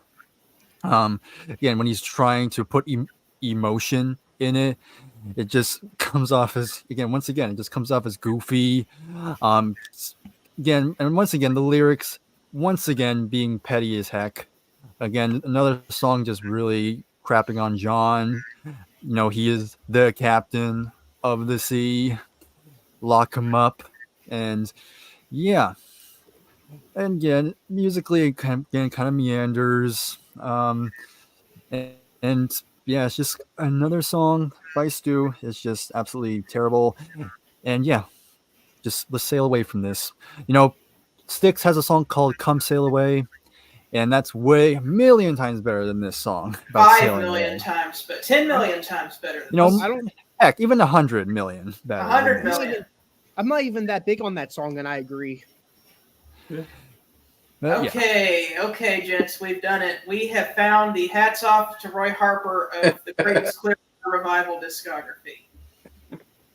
This is the worst, bar none, Creedence Clearwater Revival song. Even worse than Take It Like a Freaking Friend. Okay? This song right here is utter garbage. I remember listening to this in the car, earlier when I was listening to this album. The beginning guitar started playing. I'm like, what's this song? This song is kind of decent. And then as soon as Stu Cook opened his mouth, lock the door. I physically winced when he said that. I'm like, oh. Ugh. This is not good. Like this from the first word. Lock. I'm like, you have lost me on the first 10 seconds of this song. He sounds like he's ready to puke. You lost me at the first 10 seconds of this song. I'm still looking for a reason to keep listening to this album. I'm about to sail away from this album because there is no redeeming qualities to this album. The one redeeming quality of this album we've already heard. Okay, so why even listen to the second side of it? Why even listen to 98% of this album, other than Sunday Never Comes? I don't like anything else on this album. This album is awful, and like I said before, it's an insult. It is an insult if you were a fan of Creedence. This album does deserve to be locked behind the door, like locked behind 1,000,000 doors, like Nick said, because it's that bad. This song is that bad. I am going to put it on the upper tier of terrible songs. You know what I want to do? I want to make a crappy mixtape with hats off to Roy Harper and this song, An American Dream by Crosby, Stills, and Nash, and like all of the, and I guess That's My Brain by Fleetwood Mac, and all of the awful songs that Flash's dream. all the awful songs that we talk about whenever we do these reviews. And then I want to find somebody that I really don't like and mail it to them and just be like, play this mixtape, because that's how bad this song is. Okay? It's that bad. It deserves to be on the send this mixtape to your worst enemies mixtape, because it's that bad. Okay. I'm gonna do a tier list someday of worst songs and do a tier list. F tier would be like This it's is not this is an F minus. This is an F minus. This is no ways passable. You might could get by on a D minus and then pass. There is no way that this song gets a passing grade. Well, for me, how I would do it is like an F tier would be like it's not the worst, and then like an S tier would be like the absolute worst. This would be like S plus tier. S. Triple S. Now I will say there is worse, but not much. Like, you have to be Yoko Ono to make a song that's worse than this. Exactly. Oh yeah. You have to like listen to half of Double Fantasy to get worse than this. There's sometime in New York, whatever. Yeah, I agree. Yeah. I've heard that song Two Kiss Virgins. Kiss Kiss. It's awful. Nah. Kiss. Yeah. All I right. prefer that over this. So, Sail Away. Another. Stu Cook, I don't think he likes this John Fogerty fella.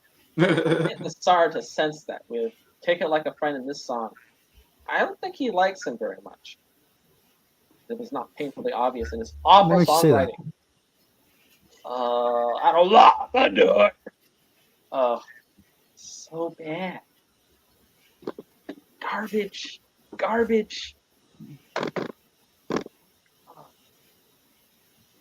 You put this in the toilet. That's how bad this song is. Flush it. Oh. Lock the door for the rest of my life. Oh my goodness. Stu Cook sucks as a singer. And yes, it's worse than Take It Like a Friend, and that's a lot. You have to be really bad to make a song worse than one of the worst songs on this album. Yeah, Sail Away. Man. This is bad. Garbage. Yeah. What I don't get about this song is that I don't get how a professional band and a Hall of Fame band was allowed to put the song on a record. Like, this song should have been sang, and then the person should have been like, well, obviously this isn't going to be on the record, like good try, but I mean, obviously none of us are going to let this be on the album. I mean, we're all going to, what do you call it? Be like an outtake song. This is a non-album B-side at best. This should have been never seen the light of day on any kind of physical release. I mean, someone should have put their foot down and been like, no, this isn't going on the album. Over My Dead Body, That's what I would have said. Like, over my dead body, this is going on the album.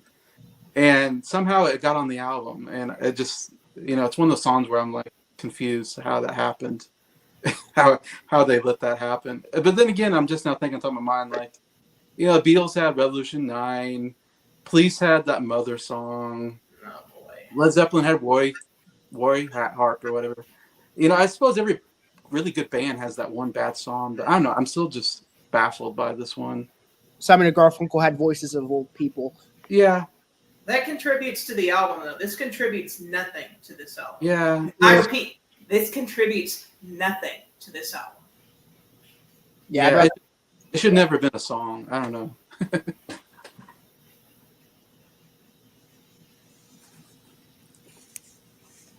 This is my vote for the worst CCR song ever. Was that Rude Awakening #2? That's a masterpiece in comparison. At least before it went off the rails and turned into Revolution 8.5. Right. Or Revolution 10, 11, whatever the heck we're at. At least there's some good playing in like half of the song. This one, you start off and you have lock the door. Instant turn off right there. Stu Cook, terrible singer. So there's a movie called Rhinestone, and that's a movie that came out in the 80s where Sylvester Stallone tries to sing country music with Dolly Parton. Yeah. The movie is terrible. It's hilariously bad hearing Rocky Balboa try to sing because he's not a singer. But even Rambo can sing better than Stu Cook. Even Rambo. This is horrible. What was he thinking? I have a question for y'all. Would you rather listen to this song or "In Another Land" by the Rolling Stones? In another In land, Another 1 million%. Yes. In another land, That see what song is happens. so awful, though. I would rather listen to that. Yeah. At least you get to hear Bill Wyman snoring in that song, which is funny. This song has no redeeming qualities at all. It's that bad. I do have a funny story on this song. So I was listening to this album the other night, and I was in the family home in Virginia. I had it on a decent volume, but the TV that I was listening to the album, my sister was in her bedroom. The wall is literally behind the TV. And so even with the volume down, we got to Sail Away, and that song woke her up, and she's like, "Can you turn that down?" So then I showed her the song the next morning, and she was like, but I will say she got a good laugh out of Take It Like a Friend. So, like, we got to the scream on Take It Like a Friend, and she was like, "What is this song?" But yeah, this song sucks. I can only imagine what that conversation was like to your sister. Hey, you want to listen to some Creedence Clearwater Revival? Oh yeah, sure. Here, look. Here's Take It Like a Friend. Yeah, it was crazy trying to explain the backstory behind the album, and she was like, "Okay." But yeah, You'd think that these songs would be locked away in a vault, never to hear the light of day, but apparently they're still playing it at Jersey Mike's. Yeah. Oh, if this song was played in Jersey Mike's, I would have walked out. Take It Like a Friend, I would have been like, yeah, whatever. But Sail Away, I would have been like, heck no. Sorry. It would have been funny if they played it at a locksmith. I'm sorry. Door. When I was at Jersey Mike's, I was not taking it like a friend at that moment. One thing I have a story too is that back when I was working at KCR, there was a guy who me and him like listening to a lot of Zeppelin. Me and him were jamming to Zeppelin. I'm like, you want to listen to CCR? We listened to the Bayou Country album. We were jamming to that. And I'm like, you want to hear CCR's worst album? He's like, CCR having a bad album? That's impossible. And I played him Take It Like a Friend. He's like, this isn't CCR. I'm like, this. He's like, Nick, stop fucking lying to me. This is not CCR. I'm like, here's the album cover to prove it. He's like, Nick, stop playing this. And I'm like, I want to play you 2 more songs. And I played him this song. He's like, this happened. This managed to be a lot worse than the other song. And I show him the Door to Door. He's like, it's not as bad, but this is awful. And then I played him Sunday Never Comes. And he's like, oh, this is a masterpiece. Okay. Same album. Let's sail away from Stu until 2 songs from now. We're back to John. It's a cover. Let's see how this one goes. Hello, Mary Lou, taking a page out of Ricky Nelson. This is trash yet again.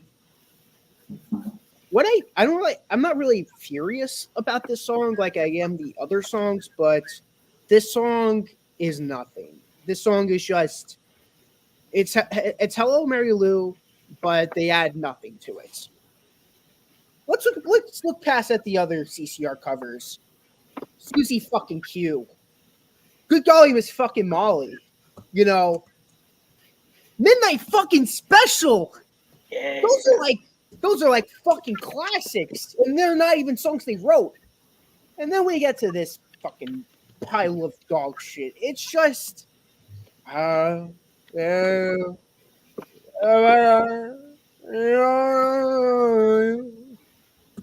say this isn't the worst cover.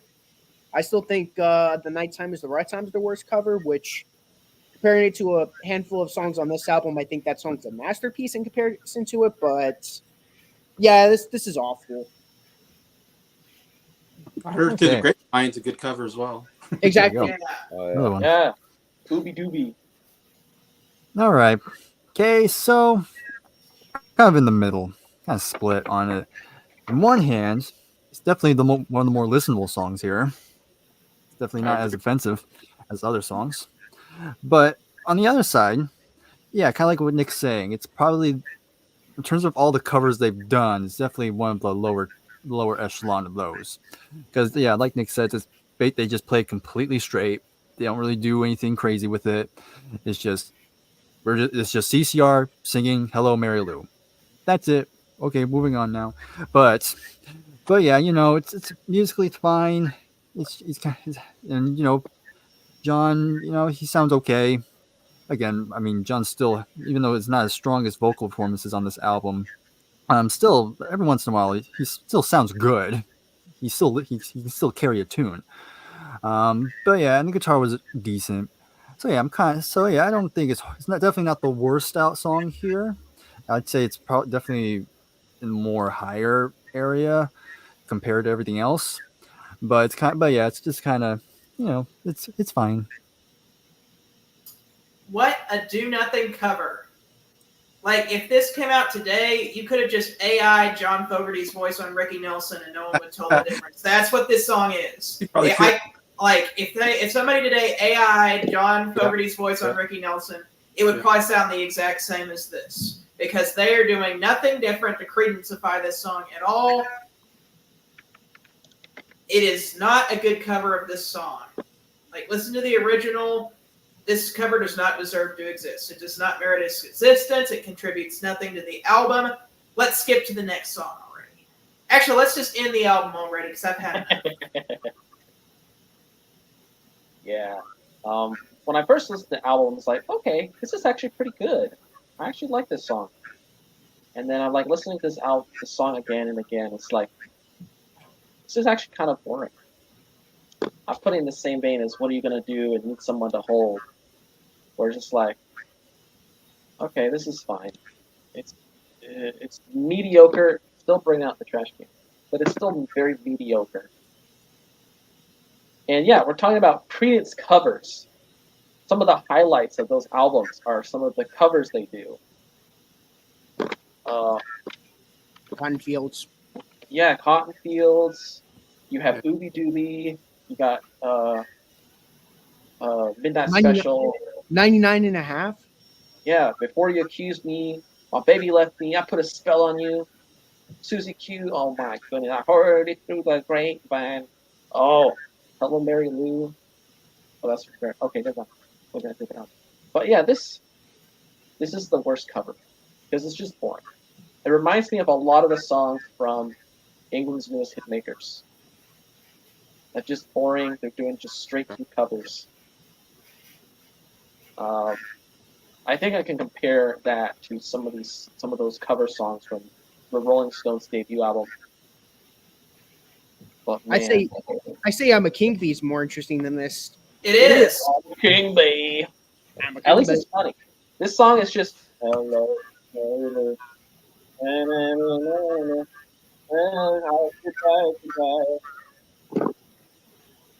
and Scott, you put on the AI John Post. That's exactly what it sounds like. AI John Post. It's just like no passion. They're just playing it. At least I think it's the shortest song of the album. Or no, the next song is the shortest song. One of the shortest songs of this album. And this album under 30 minutes. Yeah, it's like 28 minutes or something, wasn't it? It's like 28 minutes. It feels Yeah. longer It's than 28 minutes too long. Yeah, We should have had a single. Just release a single. Put out the Something single. Never Comes with Sweet Hitchhiker on the back. And that's all we should have gotten from these sessions. Is that I'd single. much rather listen to Supper's Ready than listen to this. And yet Why would somehow anyone- Sail Away seems to be longer than Supper's Ready. All right, yeah, this song's not very good. Mediocre trash. Yeah, I'm kind of with you, Tyler. If I was like the music executive, I heard this album, I've been like, scrap the album idea. We're just gonna put out "Someday Never Comes" as a single, and that's gonna be it.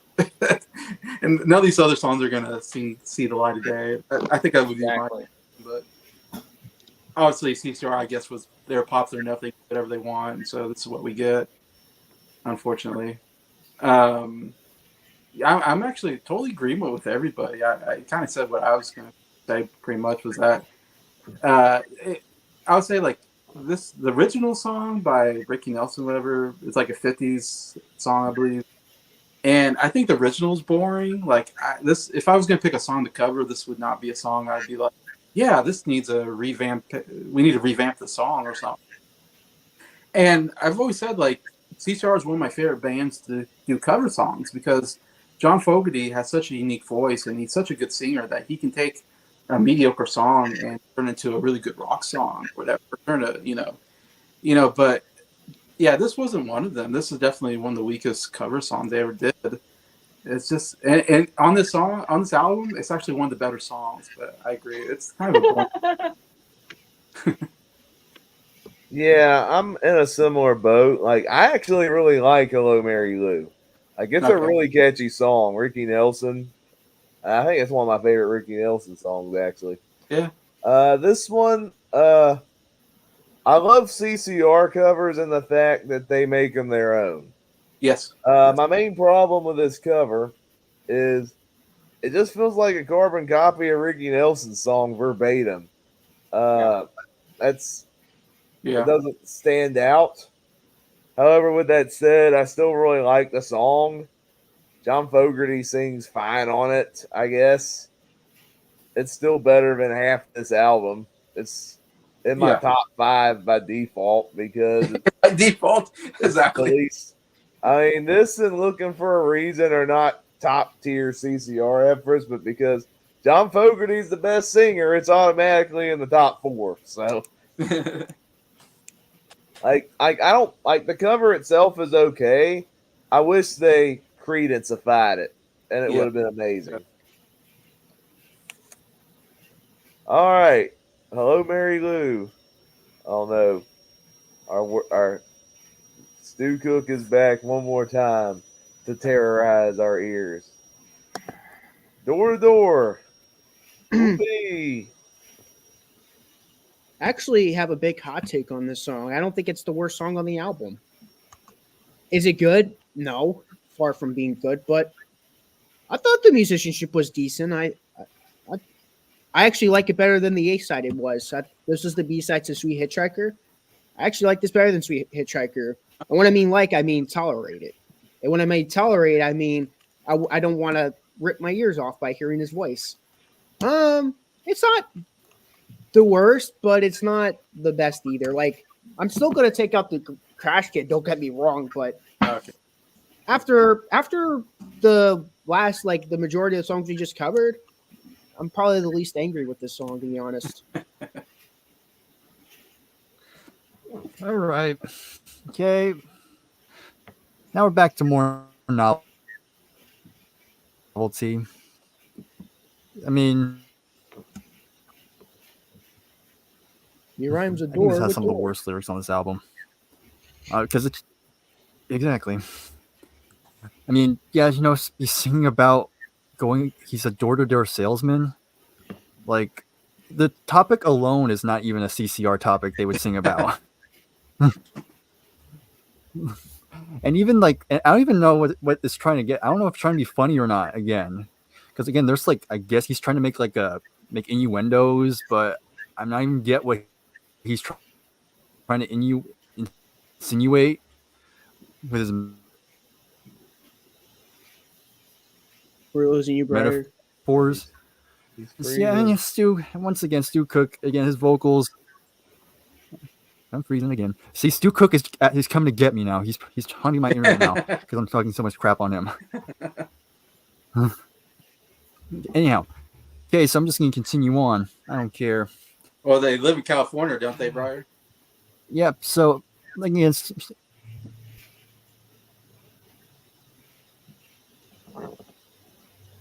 at this point, I'm like, Stu, I'm done. Another thing, musically, it's also very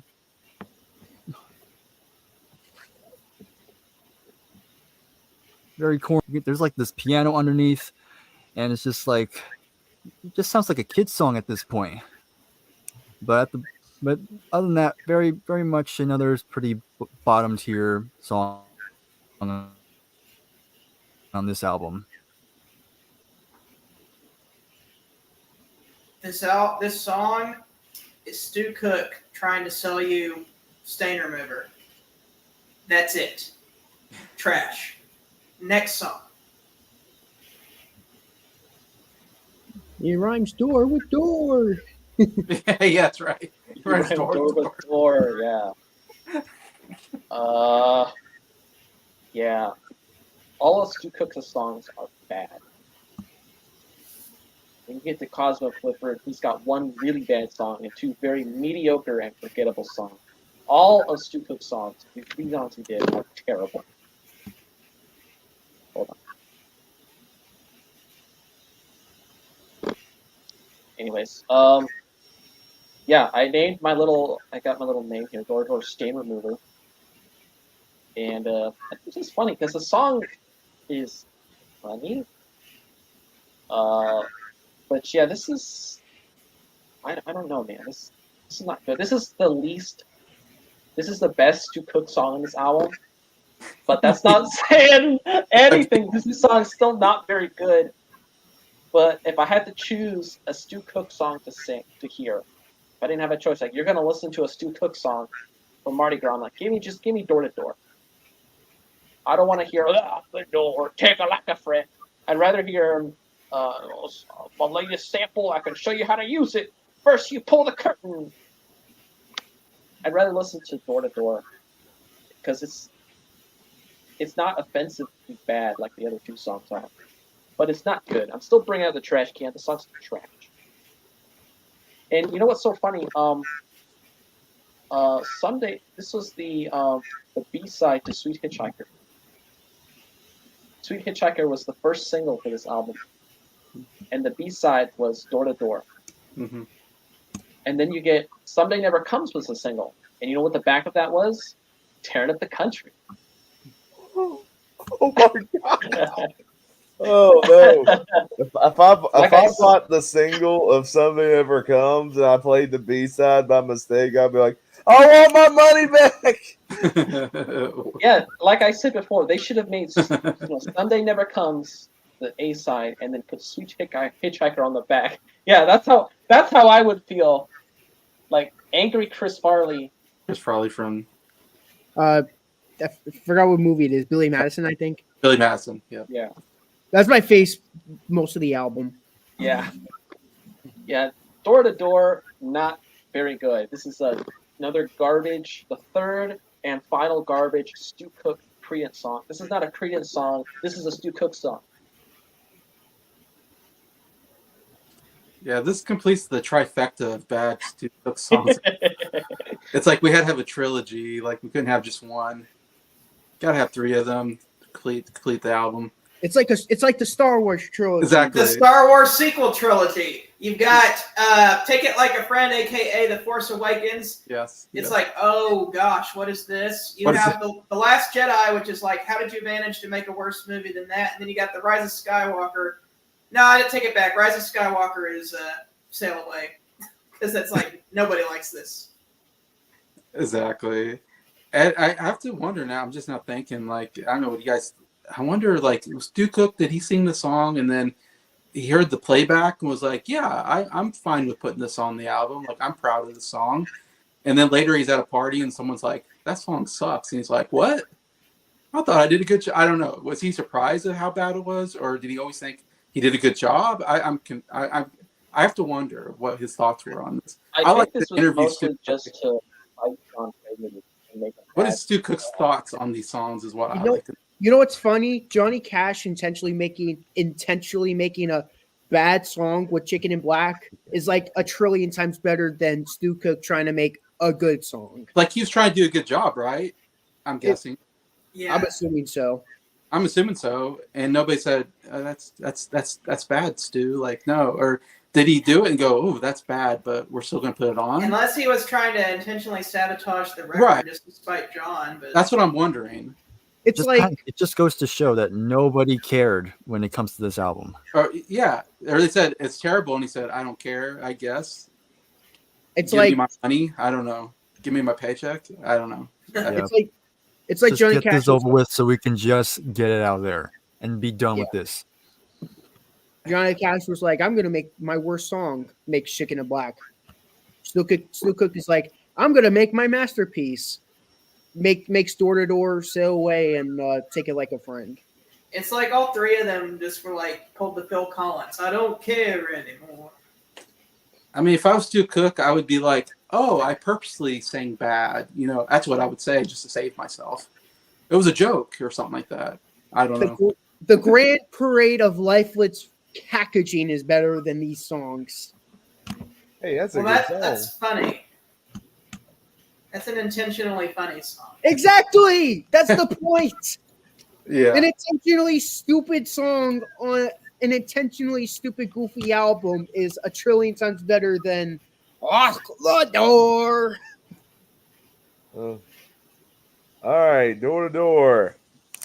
Last time I'm using this. It's awful. Not as bad as Sail Away. Still really bad. Stu Cook. Awful. The lyrics, awful. It's a lazy song, too, because what do you rhyme door with in this song? Door. Door. Door. Can't you just rhyme door with floor? Or chore? Or yeah. Bore? Eyesore? How about Bore? Which Lock is the what door. this Lock album the door. is. Lock the door Yeah. because it's hurting my core. This is another one of the worst songs on the album. It's not Sail Away bad, but it's still in my bottom three. Lock the Okay. door because my ears are sore. Yeah. All right, last song. That's on. The other single. Yay! Sweet as high girl. I hate this song. No! I always felt like this was the most overrated CCR song. I'd say all their hits are amazing. Born on the Bayou, Fortunate Son, Midnight Special. They had some of the best hits ever. This hit, though, it sucks. I never liked this song when I heard it on the Chronicles. I didn't like it on this album, and I never will.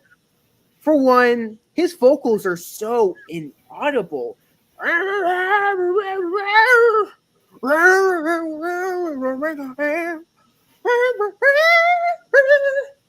Like, no. The fact that I think this is worse than Door to Door says a lot about how bad this song is. I can't believe I'm saying this, but this made my bottom 5. Okay. Well, this is where we're going to. This is going to be. I sense this is going to be a divisive song. I actually kind of thought this was decent. Definitely another one of the more listenable tracks. Definitely aside from Someday Never Comes, this is like second place. Because, it has almost a hard rock sort of feel, which, it has that sound which I do like. Does it sound like CCR? Probably not. I'm actually trying to figure out which band would have done this song even better. Somebody around this time. That's Probably the that's something I keep Hollies. thinking of. Probably the Hollies when they were Maybe. doing Ollies, like- because they did Long Cool Woman in a Black Dress and they did that really good. Right, that's true. Yeah, so maybe them. But yeah, I mean, I think the drumming was pretty good, solid, pretty good, and some good bass playing. And I thought the chorus was kind of memorable. I mean, the whole hitchhiker line kind of gets stuck in your head after a while. And yeah, I thought, I mean, of course, the big issue is why is this the album closer? I feel like this would have been way better as an opener, either Could've side been one or side two. I don't care. Yeah. Yes, but it kind of ends you with this one, and you're like, well, why couldn't you have done more of this? Why you gotta leave me with broken hopes and dreams now? But yeah, overall, it's definitely definitely a song I kind of like.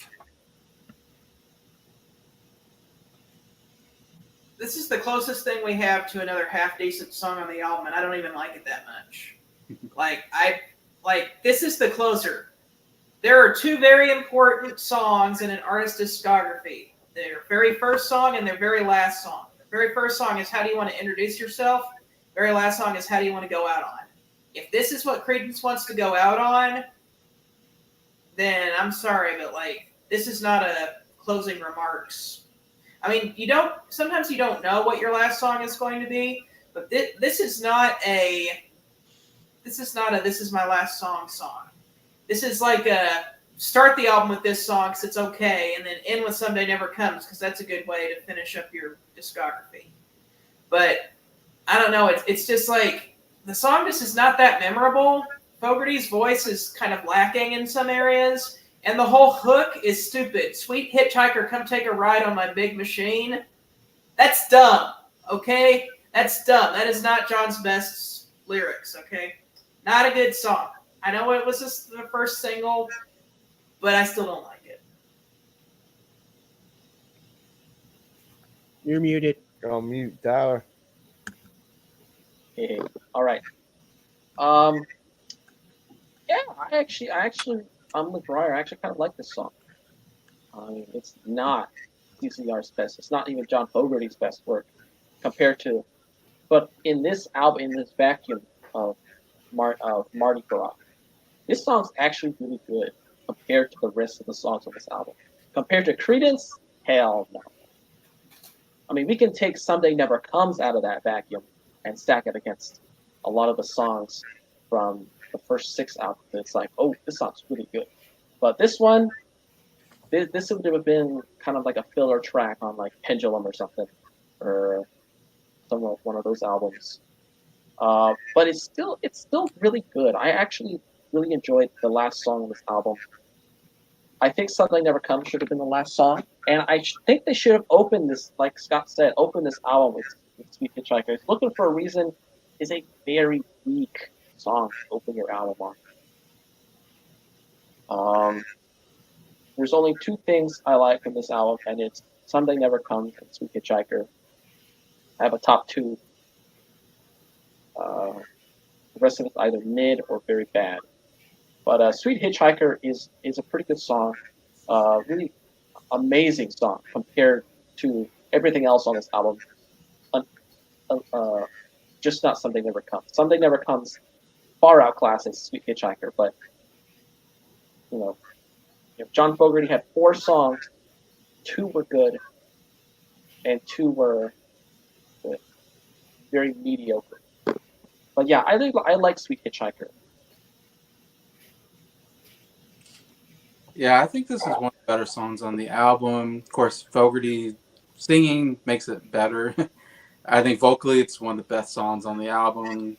Just because of that, overall, decent rock song. It sounds more like a CCR style song, I guess. Like we're talking about play songs, don't sound like CCR. This sounds like it could be a CCR song. I don't know that this was like a hit or anything. I guess I'm not familiar with the song. It is on this this Chronicle thing. Yeah, it is. 20 songs on it, and the only 2 songs on it, like I'm not familiar with really, is Sweet Hitchhiker and Komodo. And so I don't know which is worse. I'm guessing, top of my mind, this might be the worst song on this 20 song. That's because 18 of them are like amazing CCR songs that I really like. Those are only 2 that I would say are like a little questionable that should be on there, but I would say, but yeah, overall, it's one of the better songs. Get rid of Sweet Hitchhiker and let's put Born on the Bayou on there. Yeah, Born on the Bayou's not on. That's like the biggest snub on Chronicle. Yeah. Terrible. Everything else, it's like, oh yeah, definitely. But then it's why is Born on the Bayou not on there? Why is the only song from Bayou Country, Proud Mary? Like, at least put Born on the Bayou on there. Maybe you could go into Molly. Sweet Hitchhiker went to number 6 on the Hot 100s. Okay.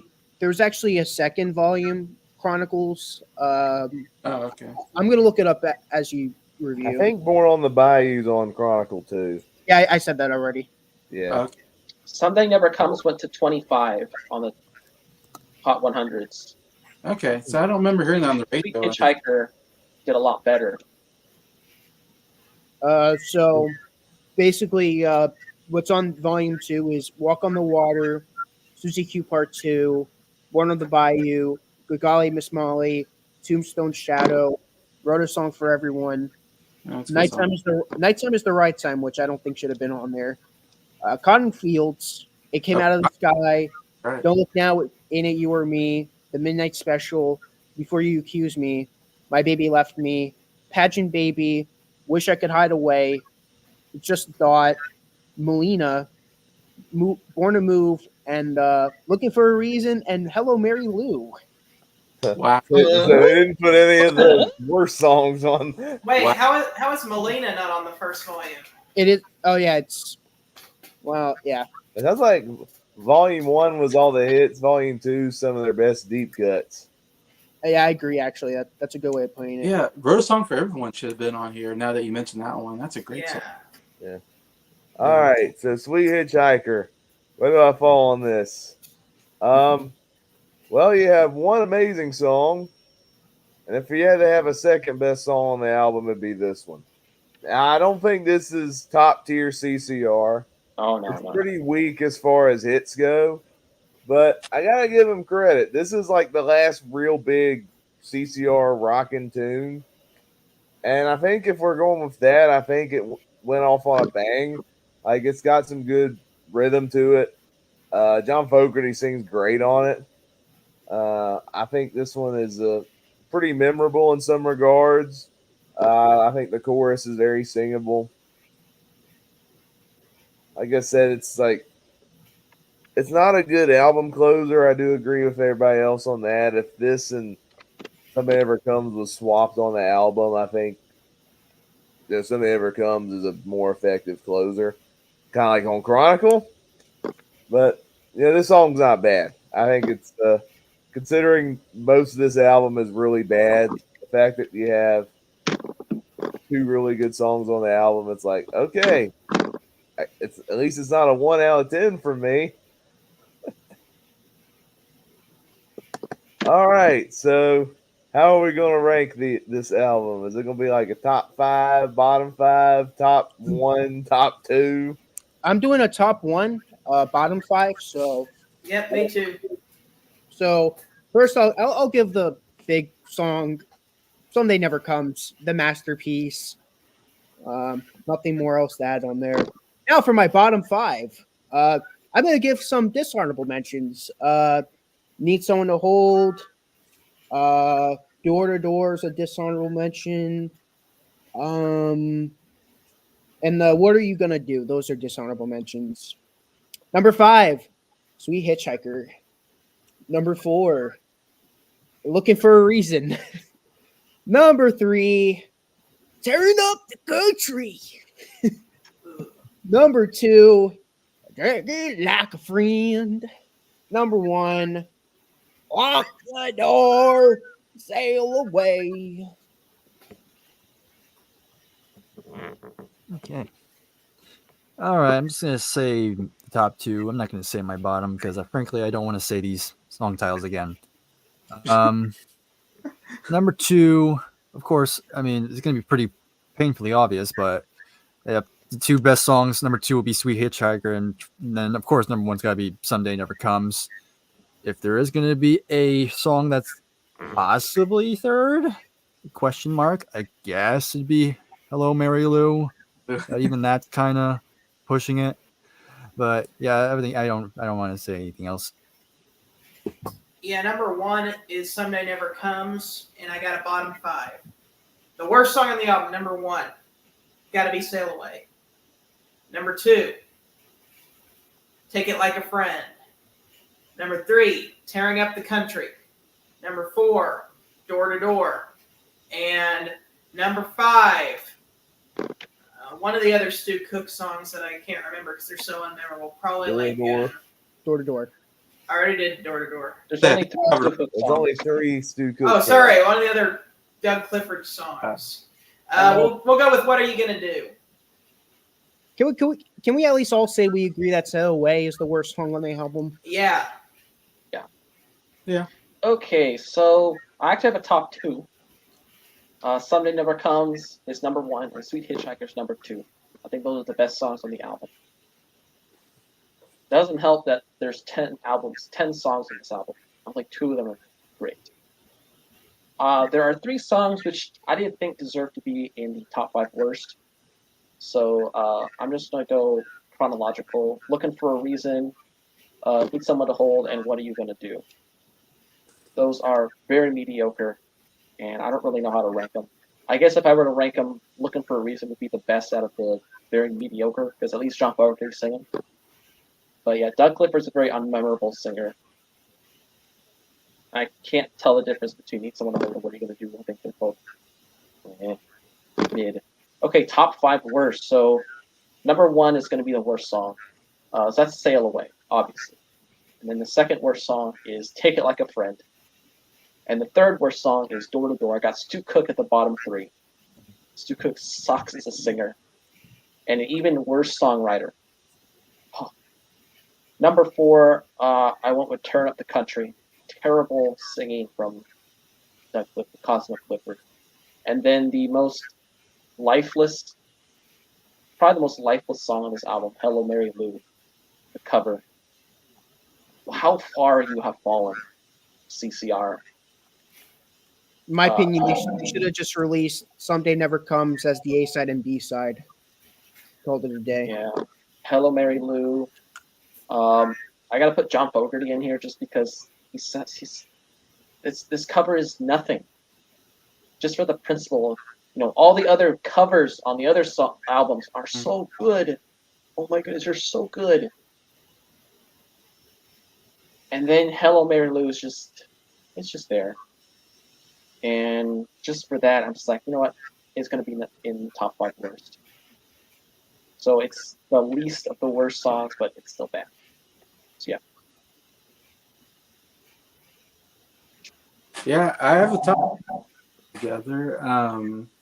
I guess I could put this album in different categories. Like number 5, I have Hello Mary Lou, which to me was like, this is okay. Then number 4, I have What Are You Gonna Do? Number 3, Sweet Hitchhiker. And number 2, Need Someone to Hold. Those 3 songs I put in the category of, these are pretty good. I kind of enjoyed these songs. And then number 1, Someday Never Comes. That's definitely the category of, this is a great CCR song. As far as bottom, I would say like offensively bad would be Sail Away, Take It Like a Friend, and Door to Door. To me, those are like offensively just bad songs. Like should never have been on an album. And then Looking for a Reason and Turn Up the Country, I would say aren't offensively bad, just really boring. So right there in the 4th and 5th spot. All right.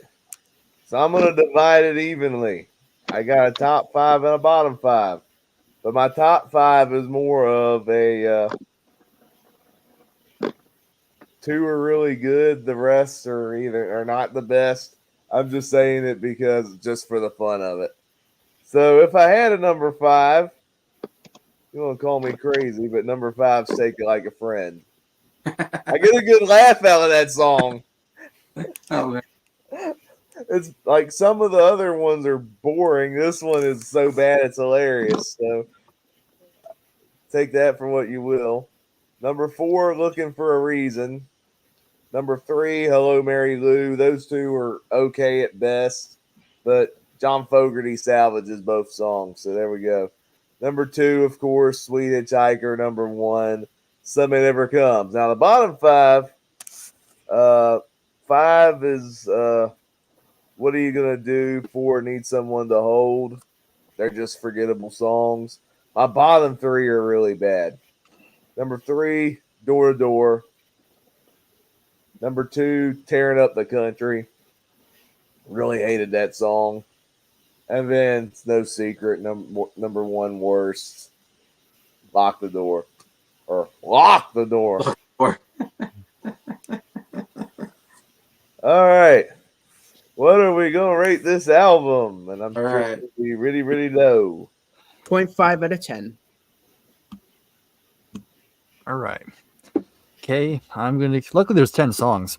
That makes it easy.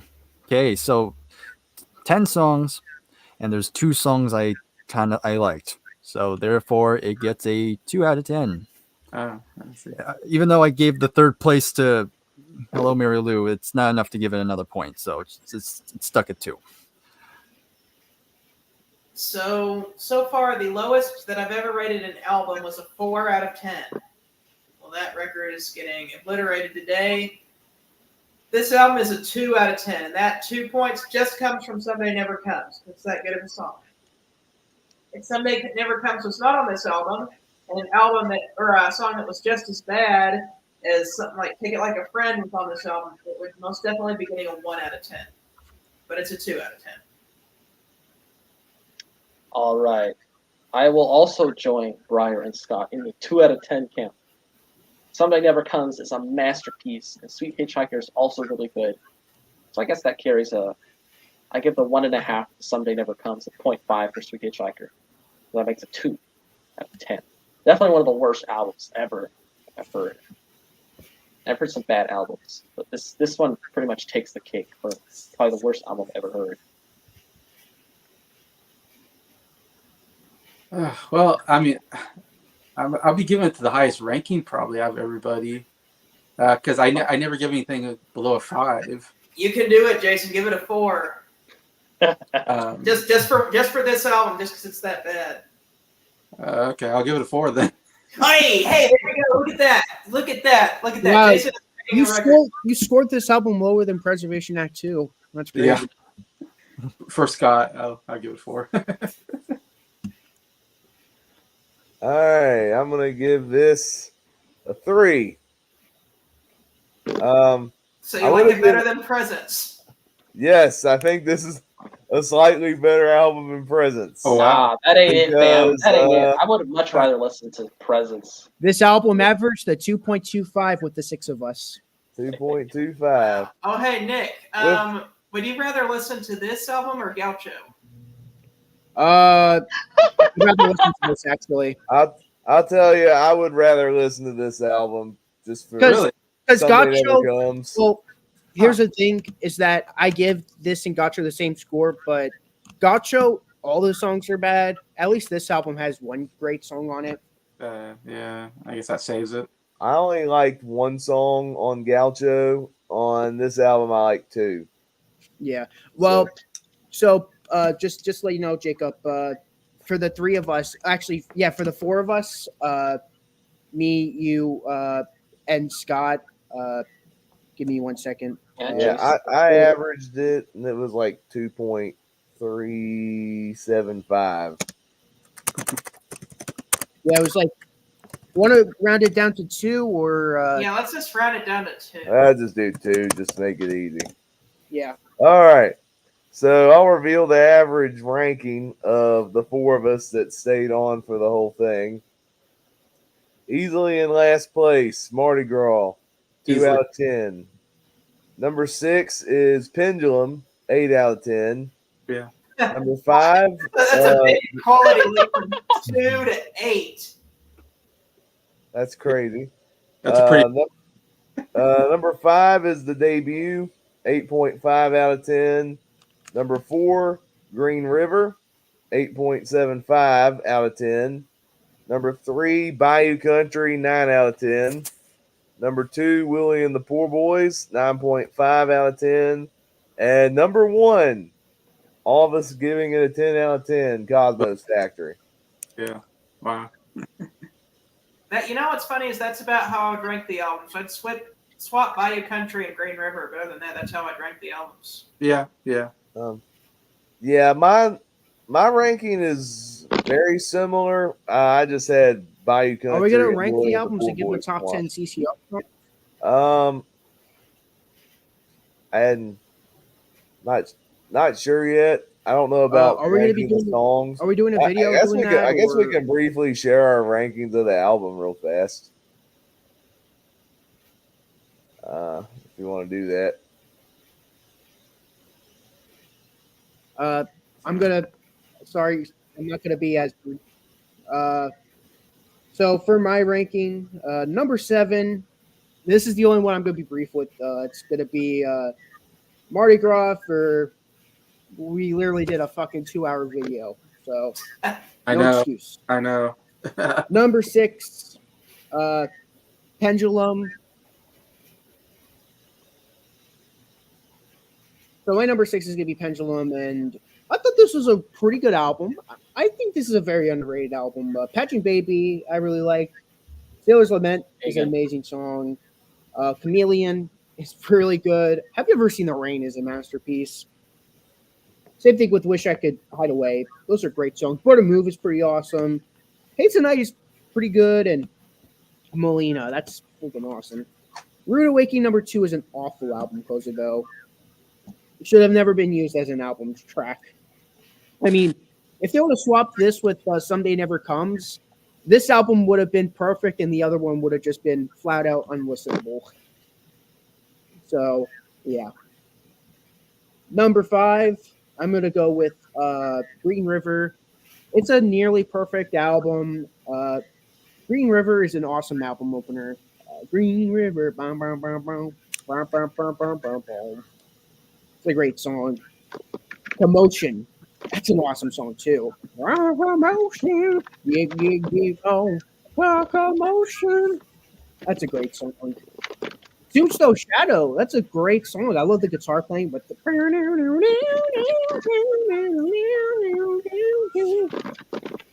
I agree with Jason. Wrote a Song for Everyone is awesome. That's like one of the best songs on the album. Bad Moon Rising, also one of the best songs on the album. Lodi, another one of the best songs on the album. Like just these 3 songs in a row, it's just amazing. Cross-Side Walker, it's good. It's very Bad Moon Rising-esque. I don't know why they did that on the same album. Sinister Purpose, I thought was really good. Last song, Could Die in a Hole. I don't like that song at all. Night Time is the Right Time, but after reviewing Lock the Door, this one's like a masterpiece in comparison. That was number 5 for me. Number 4, this was pretty difficult because now we're getting to albums where I'm like, these are 10 out of 10 albums for me. Number 4, I'm going to go with the debut album, Creedence Clearwater Revival. This is one hell of a way to open up their discography. I'll put a spell on you. I mean, come on. That's like oh my God, that's how they open up their discography. That's awesome. The Working Man, even better. Susie Q, that's like one hell of a way to. That's like one hell of a side one, if you ask me. 99 and a half. That's an awesome cover. See, proving that they can make awesome covers. Get Down Woman, I thought was pretty good. Porterville, I don't care. I don't care. I love that song. Gloomy, that's a great song. And Walking on the Water, I forgot who agreed with me on this song, but I remember it being really good. Number 3, I'm going to go with Cosmos Factory. I know most people will have this at number 1, which I don't blame them. This is basically their greatest hits album. I mean, basically when we were reviewing this album, we were having a sing-along on this album for every track, basically. This album, we were having a sing-along for all the wrong reasons. The only reason why it's stuck at number 3, I'm not as into Ooby Dooby, to be honest, and My Baby Left Me is also not as strong, but rather than that, great album. Ramble Tamble, awesome album opener. Before You Accuse Me is an awesome cover. Traveling Band, that screech in the middle of the song, much better than Stu Cliff's screech. Looking out my back door, come on, looking out my back door. Run Through the Jungle, awesome song. Up Around the Bend and Who'll Stop the Rain. Those are like the 2 best CCR songs. Heard Her Through the Grapevine. As long as it is, I actually really like it. And long as I can see the light, that's like one hell of an album closer. Number 2, I'm going to go with Willie and the Poor Boys. See, number 2 and number 1 are kind of tied for me. Because these 2 albums are cohesively the best for me. I just slightly prefer number 1. But this one has Down in the Corner. That's the opening track. That's awesome. Came Out of the Sky. That's like one hell of a way to open up an album. I mean, to follow up the opening track, Cotton Fields. I mean, I'm kind of with Jacob. I'm a sucker for this version. Poor Boy Shuffle. I don't think it's as strong of a song. Same with Feeling Blue. Those are like too good. I like them a lot, but I don't think they're as strong. Side 2 though. Side 2 is perfect. Fortunate Son. Don't Look Now, It Ain't You or Me, which is one of my favorite songs from them. My favorite on the album. Midnight Special. Come on, Midnight Special. I mean, that's like one of the best covers ever. Side of the Road is a great instrumental in Effigy. I wish that guitar part at the end lasted forever. It's like, it's perfection. That's my number 2. My number 1, I'm gonna go with Bayou Country. I mean, I love every song on this album, front to back. This is like one of the best albums ever made. One of the Bayou. That's like one hell of a rock song to open up the album. Bootleg, pretty fun track. Graveyard Train. That's like an epic 10 minutes blues track. Yes, please. This and Keto Highway are like two of my favorite jam sessions. Good Golly Miss Molly, perfect cover song. Definitely the best cover song they've ever done. Penthouse Popper, awesome guitar driven song. Proud Mary, man, that's like one of their best singles. I still despise the I Could See the Turner version, by the way. My opinion has still not changed on that. Keep on Choogling, perfect album closer, and overall, this is like the best album to me. It always will be. Yeah, that's my ranking though.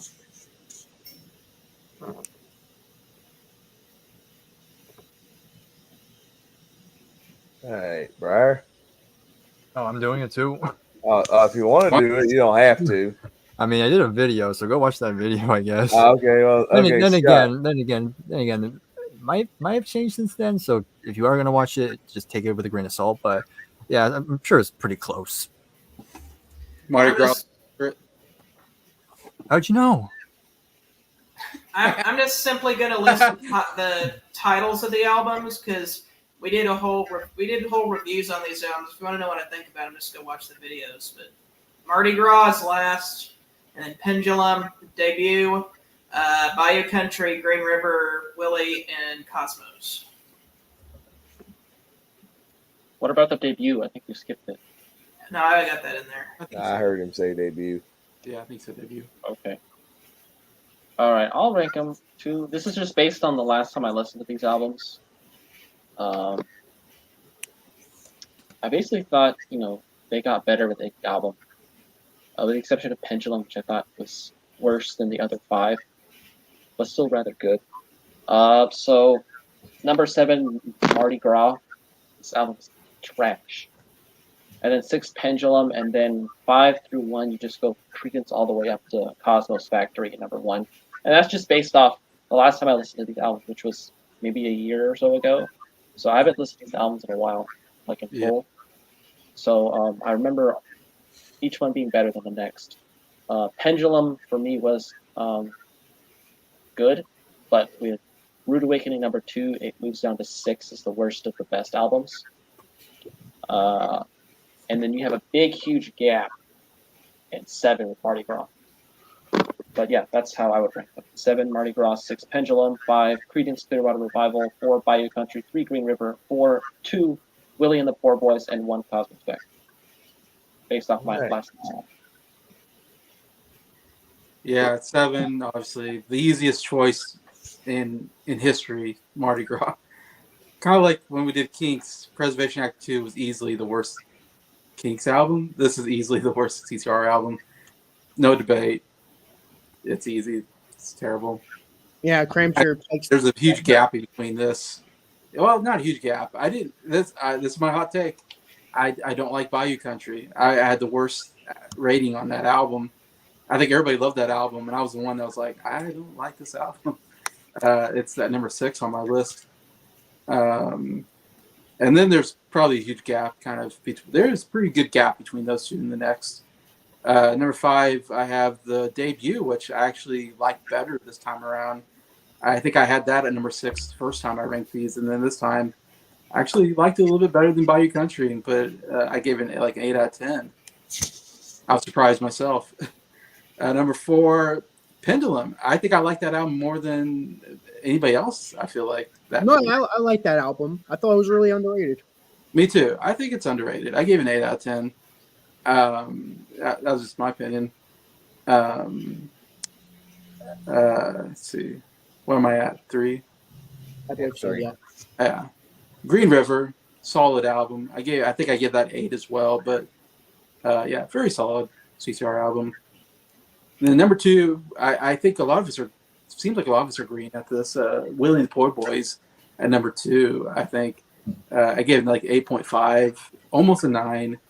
Definitely had some of their best songs on there. And number 1, easily for me, is Cosmos Factory. It's the only one I give it 10 out of 10 out of. Like you said, it's like a great hits album.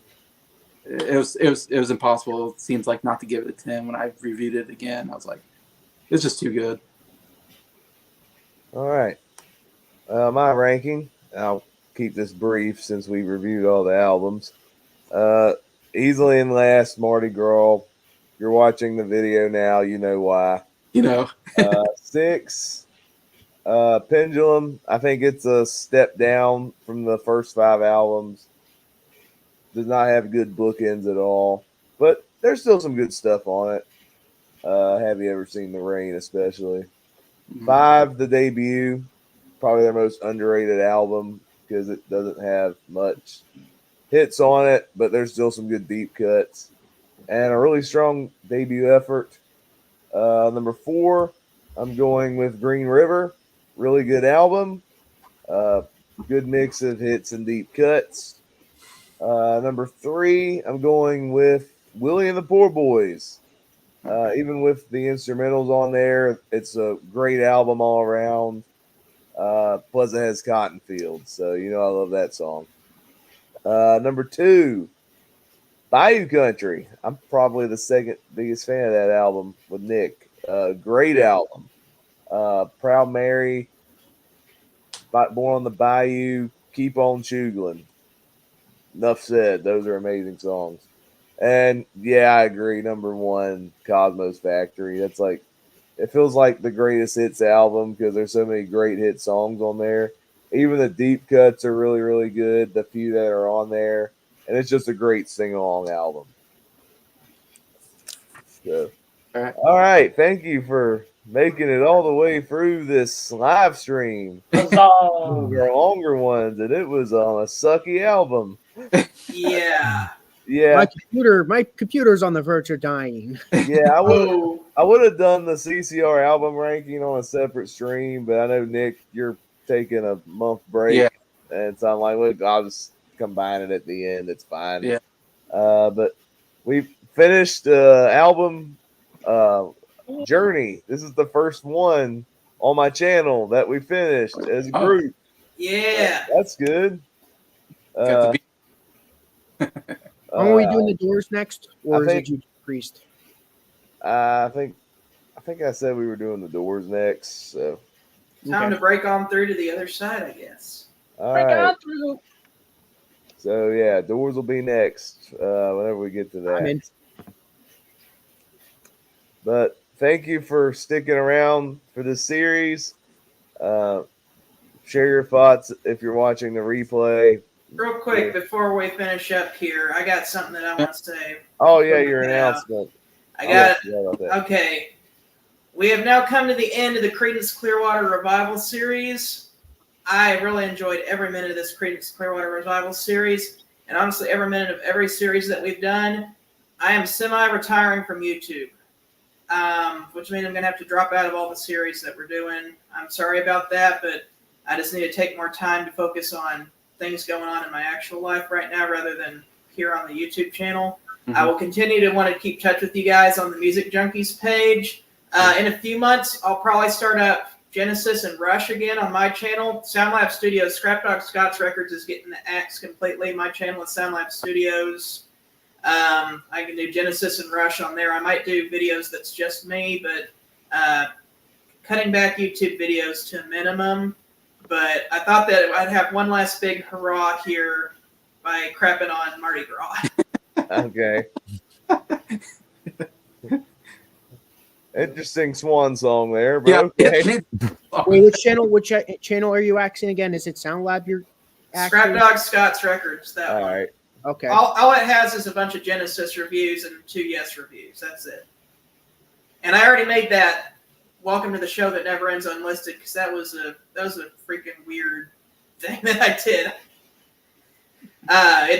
Yeah. I'm just going to do my Sound Lab Studios channel and just make a few videos, probably just Russian Genesis, and I'll start that up in probably late September or October when he gets back from his hiatus.